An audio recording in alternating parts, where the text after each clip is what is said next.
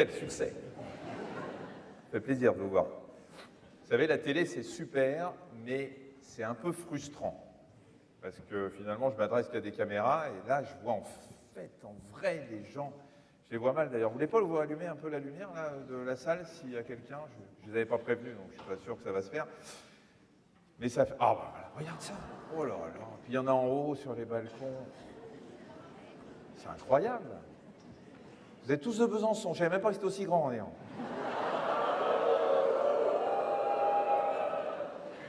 Oui, on peut rigoler un petit peu quand même, non? Tout à l'heure, avec mes orateurs que vous verrez, on m'a dit, vous savez, les francs-comtois, je vous assure, hein, c'est vrai, hein, c'est eux qui l'ont dit, les francs-comtois, c'est pas facile. C'est pas moi, je vous assure. Il y en a qui regardent le magazine de la santé ici?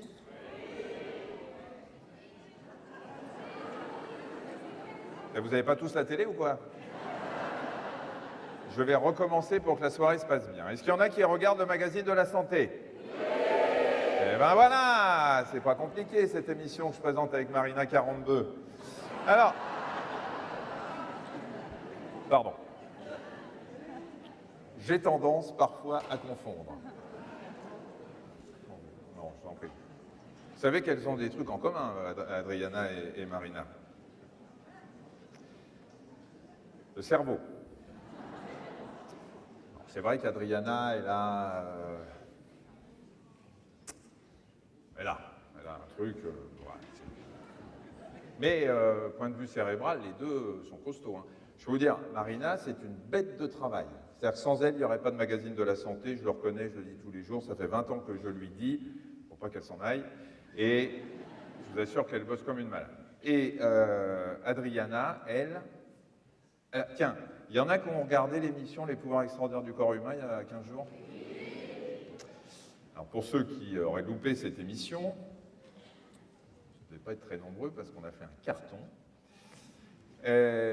C'était une émission consacrée au cerveau. Et avec Adriana, il y avait une séquence dans laquelle on passait un test de QI. Vous vous souvenez de cette séquence? Voilà. Je vous avoue qu'avant de la tourner, cette séquence, j'étais un peu inquiet. Pour Adriana.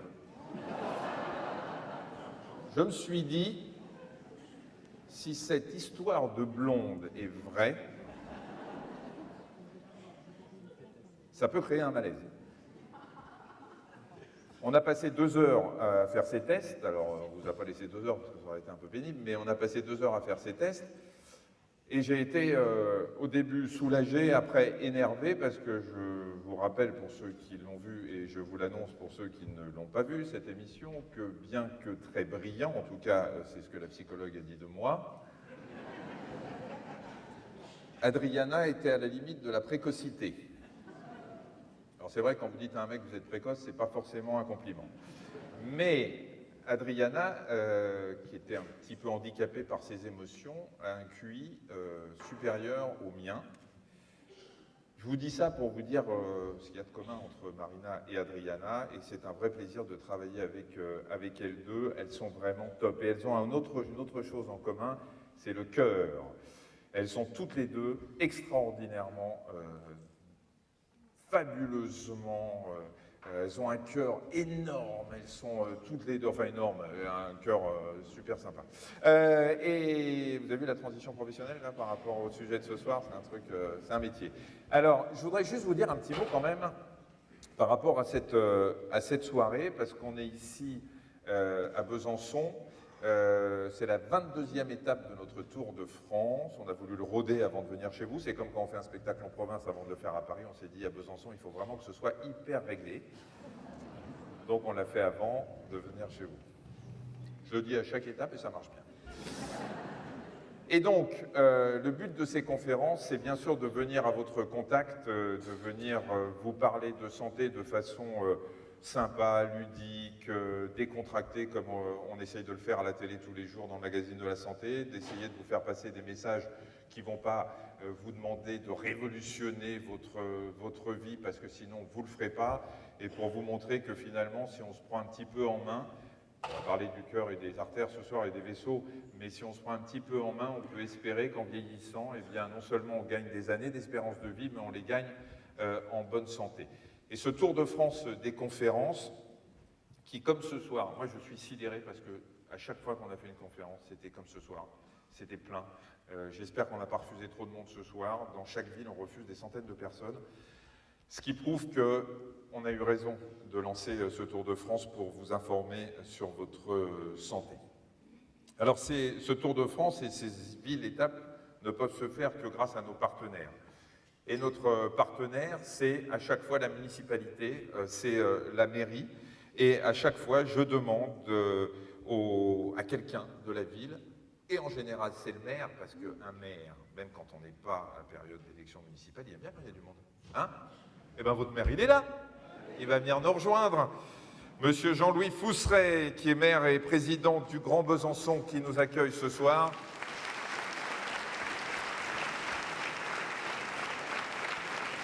Alors j'ai parlé, bonsoir monsieur le maire, monsieur Miscro. Michel, je m'attends au pire. Non, pas du tout, pas du tout. On a parlé un petit peu dans la loge tout à l'heure. J'ai demandé à monsieur le maire si l'activité physique lui disait quelque chose. Et j'ai répondu. Et il m'a répondu, absolument. Il m'a répondu, vélo. Je monte l'escalier, je prends pas l'ascenseur. C'est bien. Je marche un peu, puis après ça s'arrête là. Mais bon, j'ai un vrai métier. Moi, ça se voit pas, ça se voit pas. Non, ça se voit pas. J'ai un vrai métier, moi. Hein. Non, oui, c'est ça. Moi, je suis bibliothécaire, c'est ça. En tout cas, merci de nous accueillir. En tout cas, je voulais... On parle de santé. Alors, Besançon, c'est une ville santé. On m'a dit que vous m'interrogiez là-dessus, pas un mot. Bon, enfin, c'est pas grave. Alors, Besançon, c'est une ville santé, non? Il va tout foutre, là. Oui, c'est une ville santé, mais on a quelque chose d'extraordinaire ici. On a des abeilles. Et on mesure la qualité de l'environnement ici avec des abeilles. Parce que ces petites bêtes, qui piquent quelquefois, quand elles volent, qu'elles reviennent, de leurs petites pattes crochues, elles ont du pollen. Et on analyse le pollen, et avec le pollen, on regarde la qualité de l'environnement. Donc, il y a donc des ruches municipales, avec des petites abeilles qui bossent, elles bossent, et on fait du miel. C'est du miel byzantin. Du miel byzantin. Moi, voilà. Je croyais qu'il y avait que la saucisse de Morteau ici. Et donc, non, mais c'est sérieux, ça. Non, mais vous savez quoi? Dès que je sors d'ici... J'en ai amené d'autres, j'ai une petite réserve, parce que le pot est petit. Hein, mais... Oui, j'allais dire, c'est un peu chiche. Oui. Ah, il y a tout un sac. C'est super. Merci, madame. Le sac. Je suis en train, ça va être formidable. Bon, en tout cas, merci Michel Simès d'être venu ici. Je crois que le succès, effectivement, est là. La prochaine fois, on pourra parler des sports. Hein, on met 4000 personnes. Ouais. Et puis, merci aussi à la Mutuelle Générale qui nous permet d'avoir cette grande et belle soirée à Besançon. Voilà. Merci à toutes et à tous. Et puis, on vous écoute avec attention et j'enregistre tout. Mais prenez des notes. Merci, monsieur le maire. Je voudrais remercier également nos partenaires médias, France Bleu, qui a relayé aussi cette information, l'Est républicain, qui a beaucoup fait aussi pour vous annoncer cette conférence. J'étais même, je crois, aujourd'hui à la une de l'Est républicain, ça me gêne beaucoup. Je ne suis pas crédible quand je dis des conneries comme ça, c'est terrible. Notre partenaire Alain Afflelou, qui nous accompagne aussi depuis un certain nombre de conférences. Je sais que ces représentants d'Alain Afflelou sont ici ce soir. Et puis, il y a aussi Télé Loisirs. Alors, on va donc parler du cœur ce soir. Alors, ce qui est terrible avec cet organe, si on devait vous poser la question, quels sont les deux organes principaux qui peuvent vous inquiéter, on citerait le cerveau, probablement, parce qu'on a toujours peur de vieillir en perdant son autonomie, et puis il y a toujours cette angoisse de la maladie d'Alzheimer, et puis le cœur. Alors le problème, c'est que le cœur, vous commencez à vous y intéresser quand il ne va pas bien. C'est-à-dire que le cœur, c'est les vaisseaux, c'est quand on commence à avoir une angine de poitrine, quand on commence à avoir un infarctus, quand on commence à avoir un accident vasculaire cérébral, de l'hypertension, mais avant, on a l'impression qu'on se dit, bon... le cœur est là, il bat, tant qu'il bat, il n'y a pas de problème, et puis je verrai bien le jour où. Alors le problème, c'est que le jour où, vous voyez derrière moi les statistiques, 180 000 décès par an en France, c'est la première cause de mortalité chez les femmes et les plus de 65 ans, 60 000 décès à la suite d'un accident vasculaire cérébral. Tous ces gens qui ont fait des accidents cardiaques ou cardiovasculaires n'avaient pas forcément des problèmes juste avant. On peut avoir un accident cardiaque brutalement alors que tout allait bien jusque-là. Et le problème, il est là, c'est qu'il faudrait que peut-être qu'un jour, on se décide dans notre pays, et ça c'est le cas de chacun à l'échelle individuelle, c'est le cas aussi des médecins, c'est l'importance du discours de santé publique, il faudrait peut-être qu'on s'occupe des choses avant que ça aille pas bien. C'est ce qu'on appelle la prévention. Alors, il y a une expression que vous connaissez qui dit qu'il vaut mieux prévenir que guérir. Bon, une fois qu'on a dit ça, on n'a rien dit. Aujourd'hui, tous les chiffres, toutes les études montrent qu'en faisant un minimum d'efforts, qu'en faisant un tout petit peu modifiant un tout petit peu son hygiène de vie, et on va en parler ce soir, on peut gagner, je vous l'ai dit tout à l'heure, non seulement des années en plus, mais surtout des années en bonne santé et éviter tous les problèmes. Donc voilà, c'est un peu idiot de se dire qu'on laisse tout traîner et puis qu'on verra bien le jour où ça ne va pas. Alors on va faire un petit peu de... Je vais vous apprendre des trucs ce soir, parce que j'aime bien, c'est toujours bien quand on rentre chez soi et puis qu'on a des trucs qu'on peut raconter le lendemain au café ou à un dîner. Vous allez voir que ce n'est pas nouveau, les troubles cardiovasculaires. Vous allez voir comment on dessinait le cœur au XVe siècle. Alors, bon, si vous regardez le magazine de la santé, vous savez à peu près comment c'est fait. Un cœur, on va le voir tout à l'heure, c'est pas du tout comme ça. Hein. Ça, c'est un truc, ça ressemble plus à un clistère ou je sais pas quoi, mais en tout cas, c'est pas vraiment comme ça. Alors, on a même découvert des momies égyptiennes vieilles de 4000 ans qui souffraient d'athérosclérose. On en parlera aussi tout à l'heure. Hein, c'est cette obstruction des artères. On avait un médecin arabe en 1900, qui était au XIIIe siècle, qui a été le premier scientifique à émettre l'hypothèse de la circulation sanguine. Parce que figurez-vous qu'avant, ce monsieur, les Grecs de l'Antiquité, les Égyptiens ou les Romains, ils croyaient que le cœur était le siège de l'intelligence. Ça, pendant longtemps, on a pensé ça, ou la source des émotions. On pensait, vous le savez peut-être, que l'âme siégeait dans le cœur, parce que finalement, on n'avait jamais disséqué d'animal vivant. Donc, toutes les dissections qui se faisaient, c'était sur des animaux morts. Pour certains qui bravaient l'interdit, c'était sur des cadavres. Mais qu'est-ce qui se passe sur un cadavre? Le sang ne circule plus puisque le cœur est arrêté. Donc, les vaisseaux sont quasiment vides.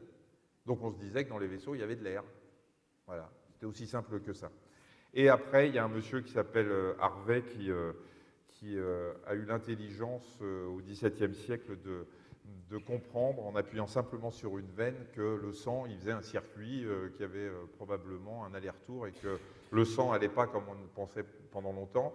Et on pensait que le sang circulait, qu'il allait au bout, puis qu'il s'évaporait. C'est un peu comme la sueur. Voilà, on ne sait pas où il était fabriqué, mais enfin, il se barrait. Voilà. Et donc, Harvey, il a compris que le sang remontait. Alors, il faut savoir qu'on ne peut pas vivre sans cœur. Ça, vous le savez. Mais ce que vous ne savez pas, c'est qu'il y en a qui arrivent à vivre sans cœur. Les méduses n'ont pas de cœur, surtout quand elles nous piquent. Les sangsues, il y a un mollusque marin aussi qui n'a pas de cœur et qui n'a pas de circulation sanguine. Et alors, il y a un animal qui a 3 cœurs. Vous savez qui? La pieuvre. La pieuvre a 3 cœurs. Elle a plein de bras et elle a 3 cœurs. Alors, on va aussi vous donner quelques petits chiffres pour bien comprendre ce qu'est le cœur. Regardez, un cœur, c'est à peu près comme ça. Hein. C'est un peu plus gros que mon poing. Souvent, on a l'impression qu'on n'en a jamais vu, que c'est énorme. Et en fait, c'est un peu plus gros que ça. Vous allez voir aussi qu'il pèse à peu près 300 grammes, que c'est un muscle qui grossit. Et puis, vous voyez le nombre de battements vous voyez le nombre de battements au cours d'une vie de 80 ans? 3 milliards de fois. Vous vous rendez compte? Et puis là, en dessous, vous avez le nombre de pulsations par minute. Mais 3 milliards de fois. Rien que de connaître ce chiffre vous montre qu'il faudrait peut-être y faire un petit peu attention, parce que si vous le comparez, comme on le fait souvent, à un moteur de voiture, vous comprenez bien que si on ne fait pas attention à sa voiture, c'est comme si on la faisait rouler 3 millions de kilomètres sans jamais y faire attention. Alors, on va continuer, vous allez voir dans quelques instants, avec d'autres chiffres, mais je voudrais d'abord faire monter nos invités, nos orateurs, nos spécialistes, parce que là aussi, c'est une spécificité de ce Tour de France. Je ne voulais pas, quand on a imaginé ces conférences, je ne voulais pas faire descendre la bonne parole de Paris. Parce que d'abord, il n'y a pas une bonne parole à Paris. Il y a des gens compétents partout, qu'on a tendance à toujours mettre en avant, les Parisiens. et que l'expertise, il y en a partout, et il y en a à Besançon, et il y a des spécialistes, et il y a des gens parfaitement compétents dans toutes les villes dans lesquelles on va, et ça, c'était indispensable pour nous. Ce soir, nous avons donc des bisontins. Le professeur François Schill, chef du service de cardiologie au CHU de Besançon, que je vous demande d'applaudir. Le professeur Simon Rinkenbach, qui est chef du service de médecine vasculaire au CHU. Et le docteur François Tournier, médecin généraliste. Voilà, ils sont à mes côtés. Mettez-vous comme vous voulez. En général, on laisse la dame au milieu, mais comme vous le constatez, ça ne va pas être possible. Alors, voilà. Alors, on va continuer juste un peu avec quelques chiffres que vous pouvez commenter si ça vous dit. Il pompait, comme disaient les Shadocks. Regardez ce que le cœur pompe. L'équivalent de 48 baignoires de sang par jour. Je ne vous donne pas le nombre de litres, de machin, juste des chiffres qui marquent un petit peu quand même. 250 millions de litres au cours d'une vie et 5 litres de sang par minute, ce qui est à peu près la quantité de sang que l'on a dans l'organisme. Professeur Schill, quand on voit ces chiffres physiologiques, ces chiffres de ce que le cœur fournit comme effort durant toute une vie, on comprend peut-être un peu mieux la difficulté qu'il y a à en créer un d'artificiel qui soit efficace. Les chiffres, là, franchement, ça ne me dit pas grand-chose. Le nombre de baignoires par jour, je ne sais pas qui avait pensé dans la salle à faire cette conversion-là, mais ça m'a un peu surpris, effectivement. Alors, bon, j'accepte les 48 baignoires. C'est une unité de mesure que je ne connaissais pas. Non, c'est sûr que ce n'est pas ce qu'on apprend à la fac. Ouais. Je trouve que c'est très si vous commencez la conférence en mettant en doute non, je ne mets pas en doute. Je trouve que c'est une unité de mesure qui est pas mal. D'accord. Et je pense qu'effectivement, voilà, je vais faire le plein de ma voiture en une baignoire. Et enfin, on va adopter ça. Je pense que c'est. Mais dites ça à vos patients, vous allez voir. Bon, alors. Ouais, le cœur artificiel, difficile à combien mettre de baignoires il fera? Je pense autant. Oui, bien sûr. Ouais. Je pense que c'est effectivement difficile, mais on y arrive. Donc, quand vous reviendrez, je pense qu'il sera peut-être au point. Là, il était déjà, il a été greffé. Non, mais c'est quand on voit le nombre de pulsations par minute que dans une vie, on se dit, mais aucun moteur, on parlait des moteurs de voiture tout à l'heure, mais aucun moteur créé par l'homme ne peut tenir aussi longtemps, quoi. Si vous voulez dire par là que le cœur est bien fait, oui, il est bien fait. C'est un bel organe. C'est exactement ce que je voulais dire. Je vous remercie. J'aime bien, je vous assure, quand vous faites une conférence, si vous avez des gens bénis oui qui vous disent oh, c'est formidable ce que vous faites, ah oui, vous avez raison, j'aime bien quand il y a des personnalités. Ça va être sympa, professeur Schill, ça va être sympa.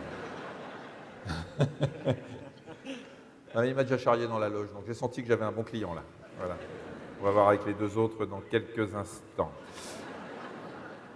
Alors, nous avons aussi la circulation, parce que si vous voulez, le cœur tout seul, ça n'a pas grand intérêt. Hein, il faut que le sang circule. J'espère qu'il n'y a pas d'autres comparaisons ou analogies avec les baignoires. Vous voyez que, je suis désolé, on a mis un chiffre un petit peu, c'est peut-être grivois, mais 100 000 km, c'est pas de vaisseau. Je reprends la parole. 100 000 km, c'est bien, mais est-ce que vous pensez que le sang va d'une main à l'autre?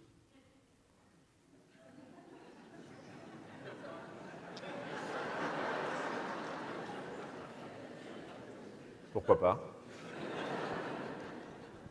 Non, ça c'est con. Non, là, je suis d'accord, là. Là, je suis d'accord. De la cuisse au pied, ça c'est logique, ça. Hein? Oui, allez-y, prenez-les. Du même côté. Oui, ça, on imagine qu'il faut un peu plus de temps s'il doit passer de l'autre côté, oui. Il doit passer par le sol pour aller rejoindre l'autre pied et tout, c'est un peu compliqué. 20 secondes pour que le sang fasse le tour complet du réseau. Vous qui êtes spécialiste de médecine vasculaire, vous pouvez dire un truc sympa qui me. Moi, je suis d'accord avec tout.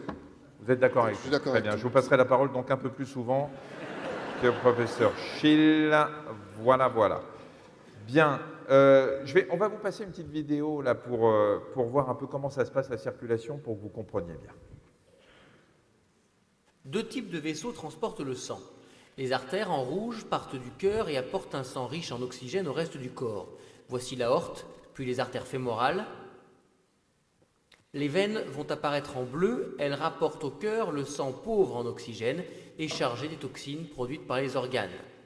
Voici la veine cave inférieure. On retrouve l'aorte. Elle donne naissance aux carotides qui vont vers le cerveau et les veines jugulaires en repartent. Les artères deviennent de plus en plus petites, elles forment les capillaires qui déposent l'oxygène au tissu, puis le sang repart dans les vénules et les veines. Alors, 100 000 km, bon, même si c'est un chiffre comme ça, 100 000 km de vaisseau, professeur Hinkenbach, c'est quand même énorme. On se dit qu'il y aurait quelque part dans la ville 100 000 km de tuyaux. Il y aurait peu de chances pour qu'on n'ait pas au moins un problème de joint, de fuite, de machin. Finalement, on a très peu de soucis avec autant de kilomètres de vaisseau. Oui, je crois que c'est parce que vous le considérez comme quelque chose de passif, comme quelque chose qui ne vit pas, alors qu'en fait c'est un véritable organe. Les artères et les veines correspondent à un organe en entier qui se répare en soi-même.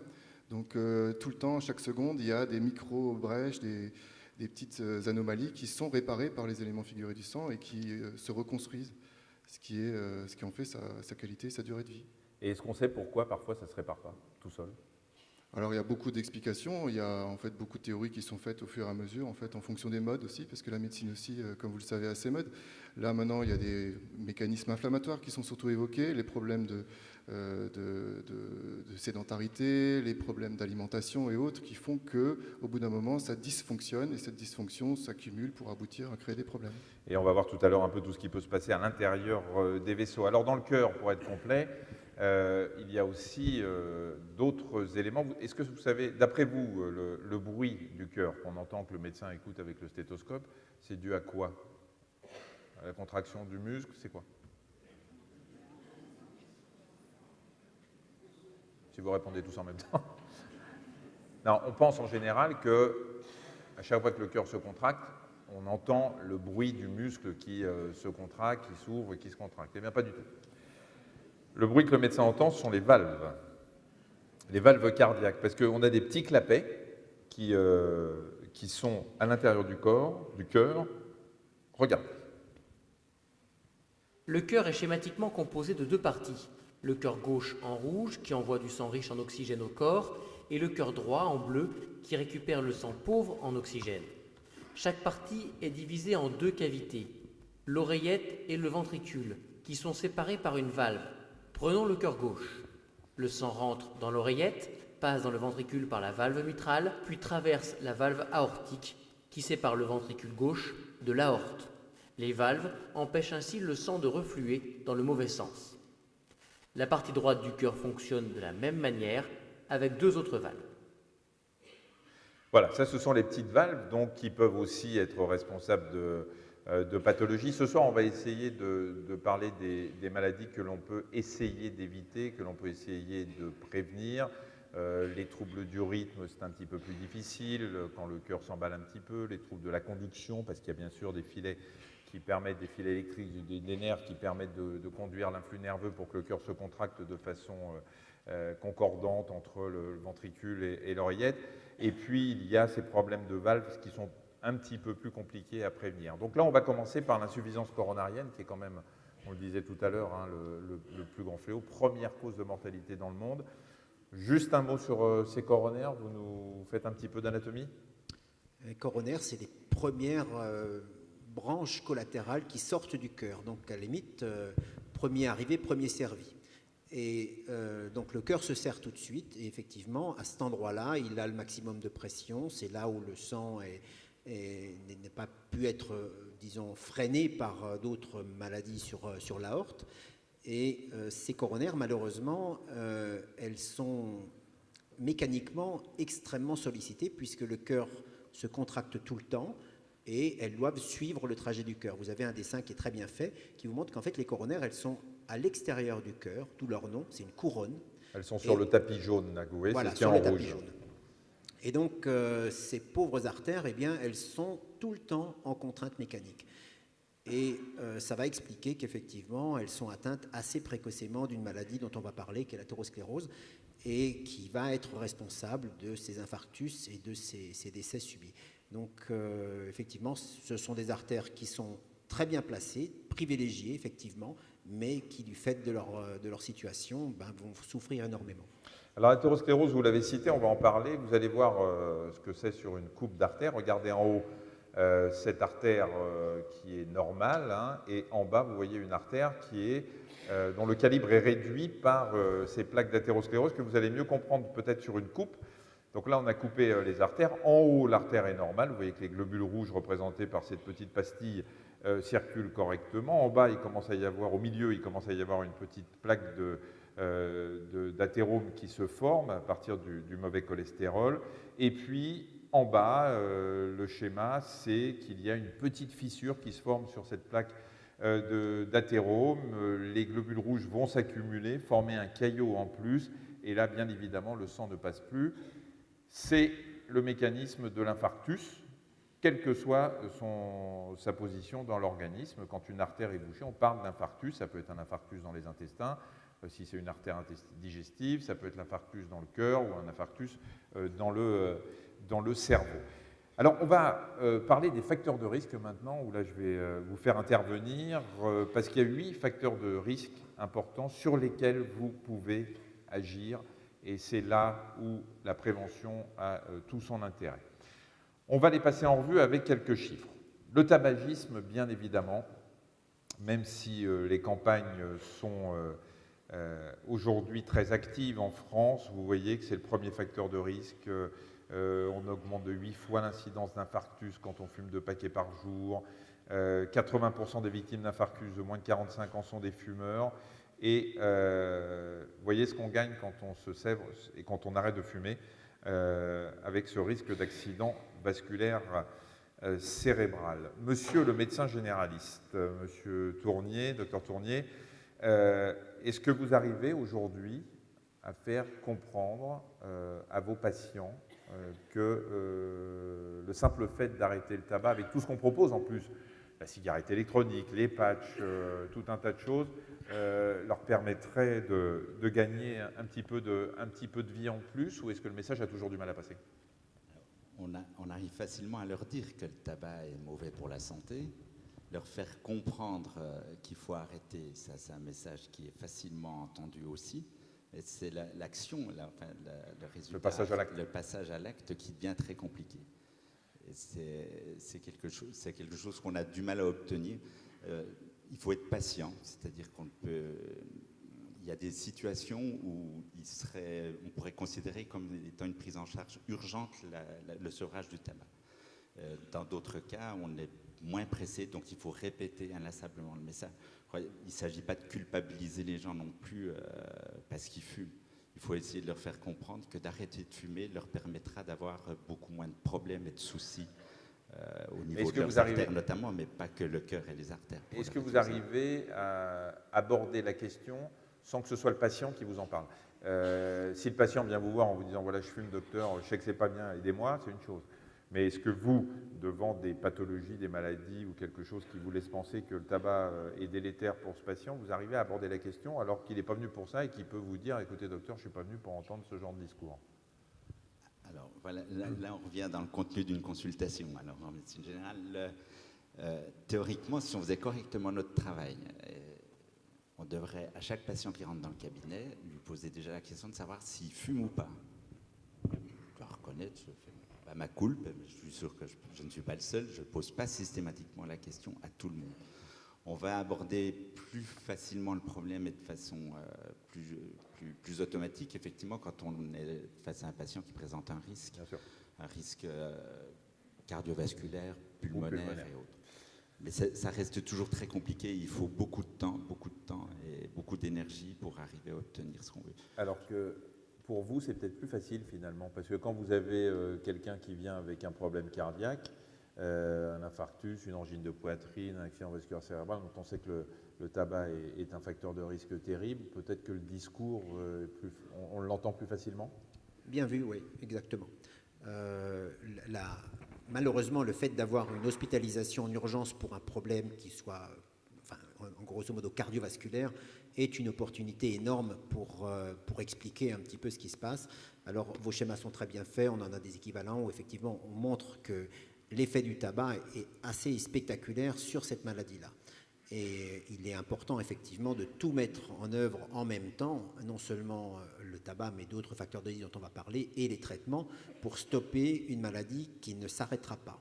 Et donc là, c'est vraiment effectivement l'opportunité énorme qu'il ne faut absolument pas rater.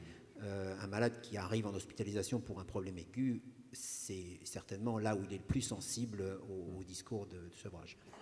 Alors, deuxième facteur de risque, c'est l'hypercholestérolémie, ce mauvais cholestérol. Sur vos analyses, c'est le LDL. Quand on a trop de mauvais cholestérol, 4 fois plus élevé le risque, on est toujours dans l'insuffisance coronarienne, dans les problèmes d'infarctus ou d'angine de poitrine. Ça favorise la formation de plaques sur les parois artérielles, 2,5 millions de morts dans le monde en 2012, selon l'Organisation mondiale de la santé. Professeur Rickenbach, les traitements aujourd'hui, d'abord à partir de quand il faut se traiter finalement quand on a trop de cholestérol? Alors, je vais peut-être laisser la place, la parole au professeur Schill pour la cardiologie. Alors, c'est assez compliqué, je veux dire, c'est une question piège. On ne traite pas généralement que le cholestérol, c'est-à-dire qu'on traite le risque cardiovasculaire global. Évidemment, on tient compte du sexe, de l'âge, des autres facteurs de risque, et en fonction de ça, on va regarder le cholestérol. Ça veut dire que quand vous faites une analyse et que bien des patients me disent mon cholestérol, il est bon, il est normal, ça ne veut pas dire grand-chose. Il a une certaine valeur qu'on peut tolérer quand on n'a aucun autre facteur de risque. Et si on a beaucoup de facteurs de risque, si on est diabétique ou si on a déjà fait un pépin, à ce moment-là, les normes, enfin les chiffres qu'on peut recommander sont beaucoup, beaucoup plus bas. Ce qui veut dire qu'on a un petit peu un discours difficile lorsque le malade vient avec sa feuille de biologie et nous montre qu'il est en dehors des valeurs normales parce que trop bas. Et souvent on dit non, il n'est pas trop bas, il est encore trop haut. Donc c'est vrai que c'est un discours un petit peu difficile. Donc pour être simple, le niveau de cholestérol, on va l'adapter au niveau du risque cardiovasculaire global. Maintenant, quand on n'a aucun facteur de risque, effectivement, il y a des malades, il y a des patients qui génétiquement, dans la famille, ont beaucoup, beaucoup de cholestérol. Et là, on est parfois obligé d'intervenir. Mais bon, enfin, ce n'est pas des maladies très rares, mais bon, c'est vrai que ça demande à être vérifié. Et quand on a beaucoup de cholestérol et qu'on a déjà de l'athérome sur les artères, professeur Rickenbach, est-ce qu'on a une chance de voir régresser ces petites plaques? Ou est-ce qu'une fois qu'elles sont installées, le traitement permet d'éviter qu'elles grossissent? Je pense que c'est l'origine du mot statine. Je pense qu'à l'époque, quand ils les ont définis, c'était pour essayer de mettre l'image que en fait, le cholestérol va stabiliser. Il y a certaines études qui ont montré que peut-être ça stabiliserait, mais en général, ça progresse. Les plaques, ouais. Les plaques continuent à progresser malgré les traitements. Simon, tu es pessimiste, là, tu donnes pas un bon message positif. Je suis content qu'il engueule quelqu'un d'autre. Simon, alors honnêtement, si on fait attention, un minimum d'attention, un minimum de compliance au traitement, comme on dit, c'est-à-dire, ok, on va prendre un traitement et on a un cholestérol très bas, on peut suivre des gens pour plus de 10 ans, 15 ans, 20 ans parfois, ils n'ont absolument eu aucun nouvel événement.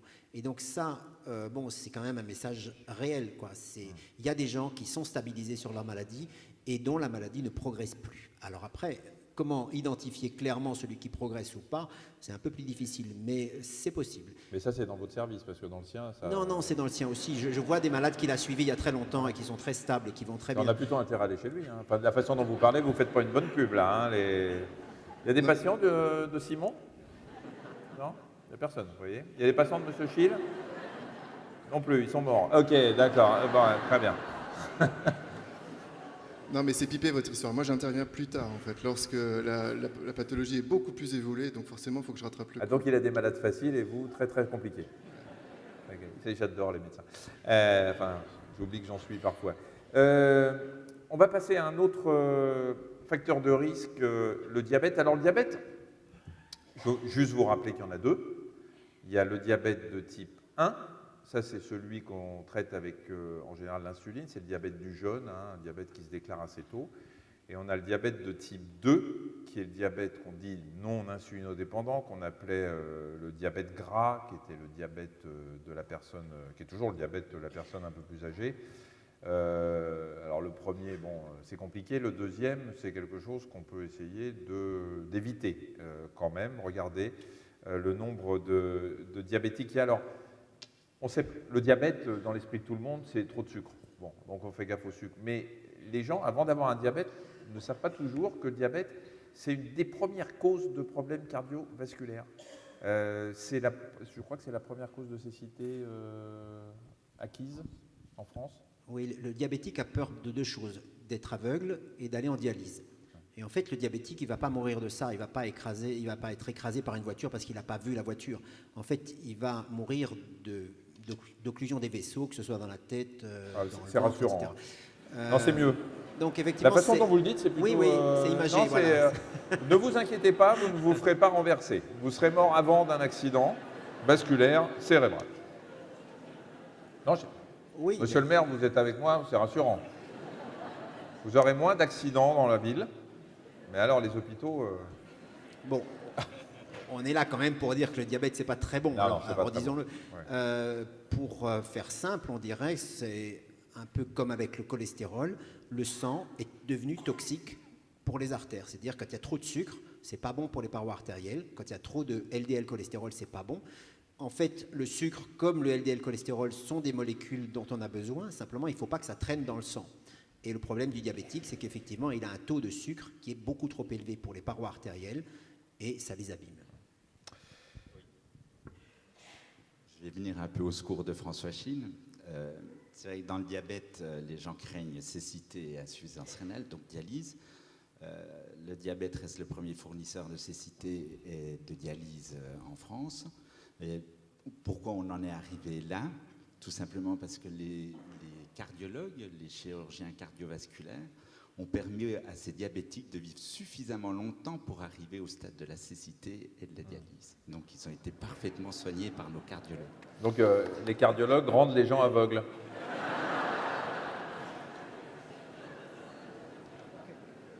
Ah ouais. Non, je synthétise. On est d'accord que pour laisser évoluer un diabète, il faut vivre suffisamment longtemps. C'est ça, On c'est ce peut que je dire disais. comme ça. Tiens, d'ailleurs, vous savez, la première cause de perte d'un œil par traumatisme, là on a parlé du diabète, mais par traumatisme, vous savez ce que c'est? Vous allez dire, ouais, je sais pas, un accident, un truc. C'est le bouchon de champagne. Ah oui? Il y avait une bonne réponse dans la salle. Il y avait une bonne réponse, pardon madame, excusez-moi, vous n'avez rien gagné, mais merci. Le bouchon de champagne dans l'œil, dans le tien ou dans celui du voisin plutôt, parce qu'en général on n'est pas assez con pour, même très bourré, pour s'ouvrir la bouteille comme ça, donc on fait comme ça, ah, on va rigoler, et l'œil derrière. Faut faire attention, les fêtes arrivent. Je sais qu'à Besançon, on n'est pas les derniers avec le vin jaune. Bon, cela dit, ça saute pas le vin jaune. Hein. On va parler d'hypertension maintenant. 10 millions de personnes souffriraient d'hypertension. Alors, parmi vous, il y en a plein qui ne savent pas qu'ils sont hypertendus. Parce que vous ne prenez pas votre tension, vous n'allez pas chez le médecin, vous ne vérifiez pas tout ça. Et puis, vous voyez tout ce que ça peut provoquer. Docteur Tournier, la tension artérielle doit être prise tous les combien et à partir de quel âge?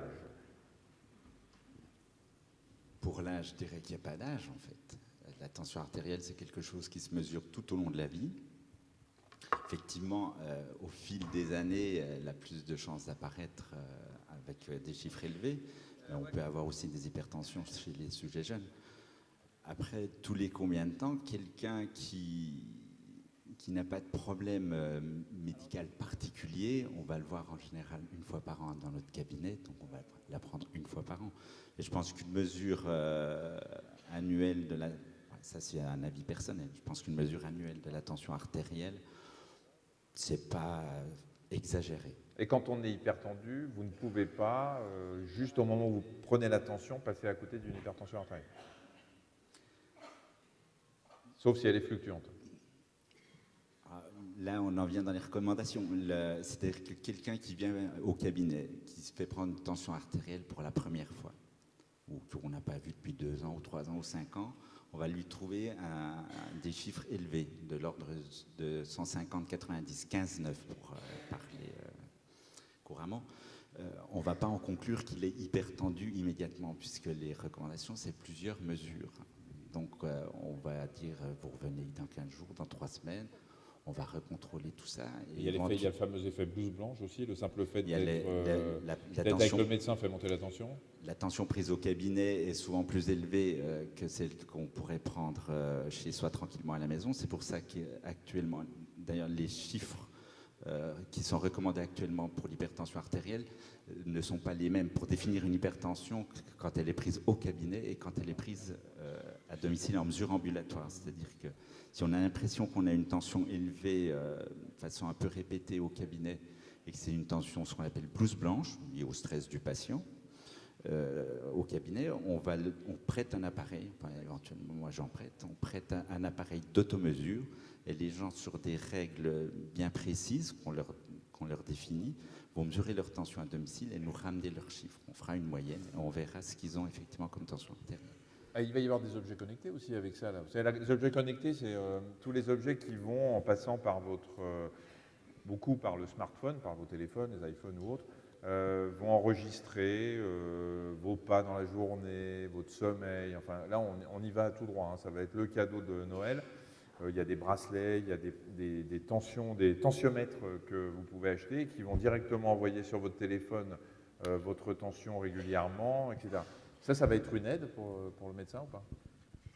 Certainement. Donc, je vais recevoir la tension de centaines de malades sur mon téléphone et puis je les rappellerai pour leur dire attention, c'est pas mal. Je ne sais pas pourquoi je le sens ironique. Je suis pas complètement je pense que convaincu. François Tournier a très bien dit. Quoi. Ouais. Je veux dire, il y a effectivement des chiffres qu'il faut vérifier. Après, oui, je veux dire, tout le monde a envie d'être connecté, mais de là à transmettre sa biologie, ses pulsations, sa fréquence, sa tension artérielle à tout bout de champ, je ne sais pas si ça a vraiment un intérêt. D'un autre côté, de les mettre soi-même dans un fichier pour voir des tendances, oui, pourquoi pas. Donc l'avenir nous dira si ces possibilités qui existent, hein, vraiment très, très précisément. Donc il y a effectivement des gadgets que vous allez brancher sur vos appareils de téléphone ou sur vos tablettes qui vont vous donner un tas de choses en rapport avec ces constantes. Et c'est vrai que ces constantes du cœur, c'est des constantes que les gens aiment bien, la fréquence cardiaque et la tension artérielle. Ils aiment à la limite mieux ça que leur poids. Et pourtant, le poids, c'est quand même quelque chose d'important, facile à mesurer. On va en parler. Voilà. Alors, on voit l'hypertension altère les parois des vaisseaux. C'est aussi ce qui peut entraîner ce qu'on appelle les anévrismes, c'est-à-dire des poches, des dilatations de la paroi des vaisseaux, et notamment, les anévrismes dans le cerveau, on est probablement un certain nombre ici à en avoir, et on mourra peut-être de toute autre chose, ou malheureusement d'une rupture d'anévrisme, mais il y a une forme d'anévrisme, c'est-à-dire ces dilatations, ces hernies sur les artères qui touchent la plus grosse artère de l'organisme, l'aorte, et qui passent souvent inaperçues jusqu'au drame. Voilà, tout à fait. Alors on va rester sur la note optimiste, c'est que en fait c'est quelque chose qui se dépiste très facilement, soit chez le médecin généraliste à l'examen du ventre, hein, en le palpant. Dans une grande proportion des cas, en fait, on arrive à le déceler lorsqu'il est d'une taille conséquente. Et sinon par une échographie qui peut être faite en ville sans aucun problème, donc un examen complètement indolore.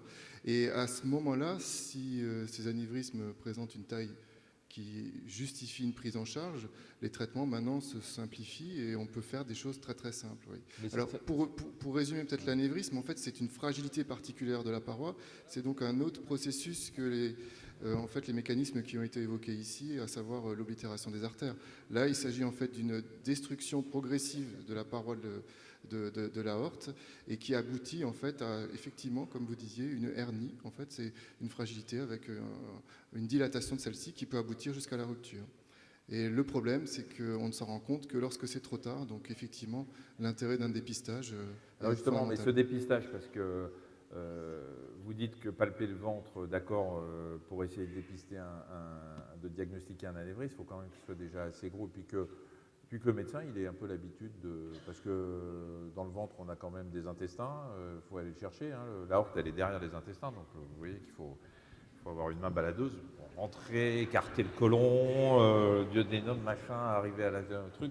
C'est pas évident, c'est pas un truc qui arrive là et dit ah, il y a un anévrisme. Donc, le plus simple, c'est l'échographie, hein, comme pour les femmes enceintes, on met sur le ventre et puis là on voit qu'il y a une grosse masse. Qui doit faire ça? Parce que moi je vois pas beaucoup de gens qui ont une échographie pour aller rechercher un anévrisme de l'aorte. Alors, ce qu'on a constaté, nous, depuis ces dernières années, que c'est de plus en plus, c'est les médecins cardiologues, lorsqu'ils font une échographie cardiaque au niveau du cœur, en fait, en profitent pour faire justement ce qu'ils appellent un geste de dépistage, de débrouillage au niveau de l'aorte abdominale et vérifier s'il existe une dilatation. L'examen est relativement simple et c'est vrai que ça permet de rendre de très grands services aux patients chez qui, en fait, on n'a pas rendu compte. Donc, il y a les... Ce qui veut dire qu'il faut que tout le monde ait une échographie du cœur, ce qui n'est pas le cas non plus. Ah ben, là, je laisserai François en discuter, mais pour les anévrismes de l'aorte, il faudrait idéalement, à 65 ans, d'avoir fait une échographie abdo. Ouais, c'est clair. Le moment de dépister l'anévrisme, effectivement, est multiple. Alors, il y a, comme l'explique François Tournier, la clinique qu'on peut palper, effectivement, mais ce que vous dites est tout à fait vrai. Je veux dire, ce n'est pas évident du tout. Et en pratique, chaque fois qu'on dépiste une maladie artérielle chez quelqu'un, que ce soit à l'occasion d'un accident vasculaire cérébral, d'un infarctus ou autre, eh bien, il est de règle de faire un bilan, entre guillemets, anatomique, c'est-à-dire de vérifier par une échographie, qui est quand même, comme l'a dit Simon Ringelbach, extrêmement simple et non invasif, l'état des carotides, de l'aorte, des membres inférieurs. Ça prend pas beaucoup de temps et ça peut quand même aider beaucoup dans le suivi. Docteur Tournier, vous voulez intervenir? Oui, ben, je donnerai la conclusion sur les artères pour dire que quelqu'un qui fait un infarctus ou qui a une carotide bouchée ou une artère bouchée au niveau des jambes, c'est pas un endroit qui est pris, comme l'a rappelé Simon tout à l'heure, c'est un organe à part entière, le système vasculaire. Donc il faut aller traquer ailleurs que l'endroit aigu qu'on est amené à traiter. Il faut aller traquer les autres situations, les autres sites de la maladie. Donc effectivement, en règle générale, on se lance dans une prospection, dans une recherche par le moyen Doppler échographique qui est totalement indolore et puis qui permet d'aller voir les carotides, l'aorte abdominale et aussi les artères des membres inférieurs. Alors c'est un bilan complet. C'est gentil de vouloir conclure, mais je n'ai pas tout à fait terminé. Non, mais vous disiez en conclusion, j'ai encore des trucs. Vous pouvez passer au sujet suivant. Ah, je peux passer au sujet suivant. Très bien. Ok, merci. Alors, on va passer au... Ils sont sympas. C'est vrai que le franc-comtois est facile. On va passer au stress chronique. Le stress, c'est tout et n'importe quoi. On met tout et n'importe quoi là-dedans. Le stress chronique, c'est quand vraiment ça va pas bien dans tous les sens, moralement, physiquement. Ça peut aller jusqu'au burn-out, c'est-à-dire le syndrome d'épuisement professionnel. En quoi le stress joue sur le cœur et sur les vaisseaux? Alors, on a mis longtemps pour admettre le stress, les sociétés savantes ont mis longtemps pour admettre le stress comme étant un facteur de risque à part entière. Les sociétés savantes, ce sont les sociétés de spécialistes. De spécialistes, voilà. C'est comme ça qu'ils s'appellent entre eux. Nous sommes dans une société savante, vous voyez, alors que c'est juste le syndicat des cardiologues. Voilà, ouais. Non, c'est ça. Savant. Savant. Voilà. OK.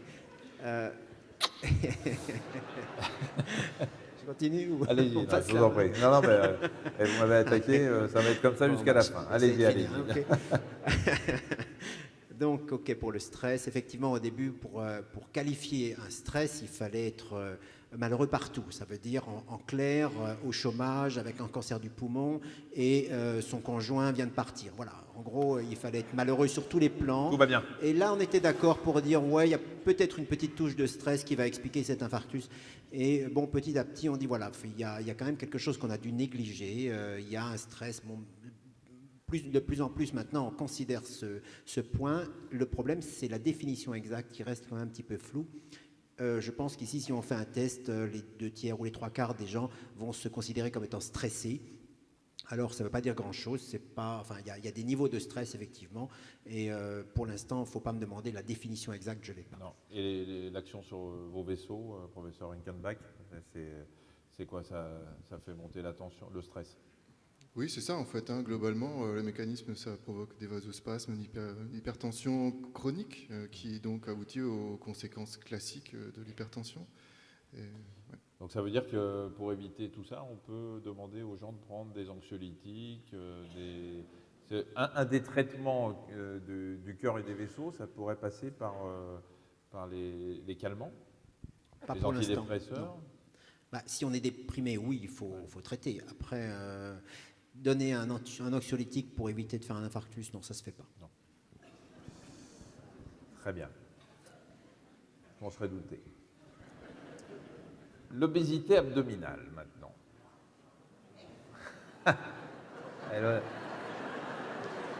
Il y a toutes les femmes qui se sont tournées vers leur mec et qui ont fait « Ah !» Ça, c'est... Non. Ouais, si, c'est pas. Vous connaissez, vous l'avez entendu, la télé, le syndrome du boulanger, vous connaissez? La brioche qui tombe sur la baguette? Moi, je trouve ça fin. Vous connaissez ça? Ouais. C'est fin, oui. Donc, l'obésité abdominale augmente de plus de 2 fois le risque d'accident cardiaque et ça favorise tout ce que vous voyez en dessous. Alors, je m'adresse aux généralistes, là. Qu'est-ce qu'on appelle l'obésité abdominale? Je ne vous avais pas prévenu. Hein. Non, non. L'obésité abdominale, c'est... Enfin, je vais me mettre debout pour... Ah oui, vous êtes énorme. Vous êtes... Là, c'est un cas qui dépasse toutes les possibilités thérapeutiques. Hein. On a des volontaires, il y a des gens qui lèvent la main pour venir. Non, monsieur le maire, restez assis.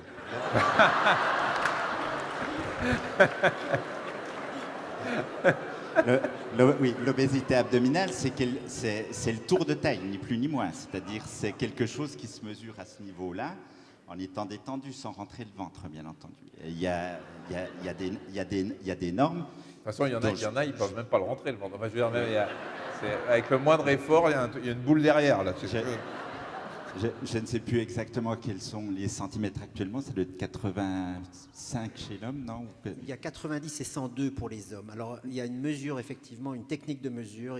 Vaut mieux être tout seul. Parce que quand on est avec quelqu'un, on a tendance effectivement à rentrer le ventre et à tricher. C'est au-dessus des crêtes iliaques et en expiration, et bien tranquillement. Ils n'ont pas tous fait médecine. Les crêtes iliaques... La crête iliaque, c'est... Pour eux, c'est Paul Pogba. Non, mais en Franche-Comté, on connaît la crête iliaque. Les joueurs de foot. Donc la crête iliaque, c'est là. C'est le haut de la hanche. Ils sont tous en train de se palper, là. Essayez sur le voisin, parce que sur ça, c'est là. C'est juste ici. Attendez. Non, franchement, quelqu'un... Là, juste au-dessus de la ceinture, vous sentez qu'il y a quand même un... C'est ce qu'on appelle les hanches, en fait. Ce qui n'est pas les hanches du tout. Les hanches, elles sont là. Mais c'est là. Donc c'est à ce niveau-là qu'on mesure? À peine plus haut, oui. Un peu plus haut. Voilà. Et on se détend bien, on laisse sortir un peu le ventre. Non, personnellement, je suis hyper détendu. Oui. Eh ben, c'est là qu'on mesure.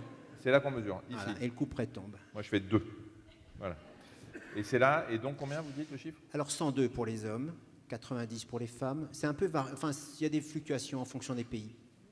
En gros, je crois que la limite n'a pas vraiment d'importance. Ce qu'il faut savoir, c'est que la graisse abdominale, c'est pas la graisse au niveau des cuisses ou des fesses, la graisse abdominale a un métabolisme différent, c'est-à-dire qu'elle est brûlée différemment et cette combustion-là n'est pas bonne pour les vaisseaux. Voilà pourquoi le fait d'avoir un ventre un peu gros, pas énormément, un peu gros, est un facteur de risque parce qu'effectivement ça favorise le diabète, ça favorise l'hypertension et lorsque ça se cumule à d'autres facteurs de risque, qui est généralement le cas, eh bien on finit par avoir un risque beaucoup plus important. Et donc ça se voit. L'alcool. Alors, tiens, oui, on va repasser. Juste, Vincent qui s'occupe de ça. Regardez le surpoids, la tendance. Vous voyez, de 1990. Voilà, ça c'est nous. Pas mal, hein? Ouais. Tous ceux qui se sentent concernés sont donc dans les 41%. On va voir maintenant l'alcool. Voilà. Hein, les chiffres parlent d'eux-mêmes. 4 à 6 verres par jour, ce qui est quand même pas non plus énorme. Ça nous est arrivé de boire 4 à 6 verres par jour, non, tous? Jamais. Jamais. Ah, jamais. Parce que, oui, c'est pas assez, vous voulez dire. Non, mais c'est beaucoup, quand c'est tous les jours, hein, bien évidemment. C'est 4 à 6 verres par jour, tous les jours, pas à Noël. Multiplie par 8 les risques de troubles et arrêts cardiaques pour les femmes. Pourquoi plus chez les femmes? Parce qu'elles ont moins de sang circulant et que finalement l'alcool joue plus? Je pense qu'elles sont plus sensibles. Alors, pour être tout à fait exact, on est presque exact là, mais quand même pour être tout à fait exact, c'est une courbe en U, comme on dit. C'est-à-dire que pas d'alcool du tout, c'est pas forcément très bon. Et on dit que, eh oui, la mortalité est la plus basse aux alentours de 1 à 2 verres par jour. Après, bien sûr, on augmente. Là, on vous donne l'exemple de 4 à 6, on est franchement plus haut. Donc là encore, je voudrais que vous sortiez avec un message un peu positif. Vous pouvez boire un peu.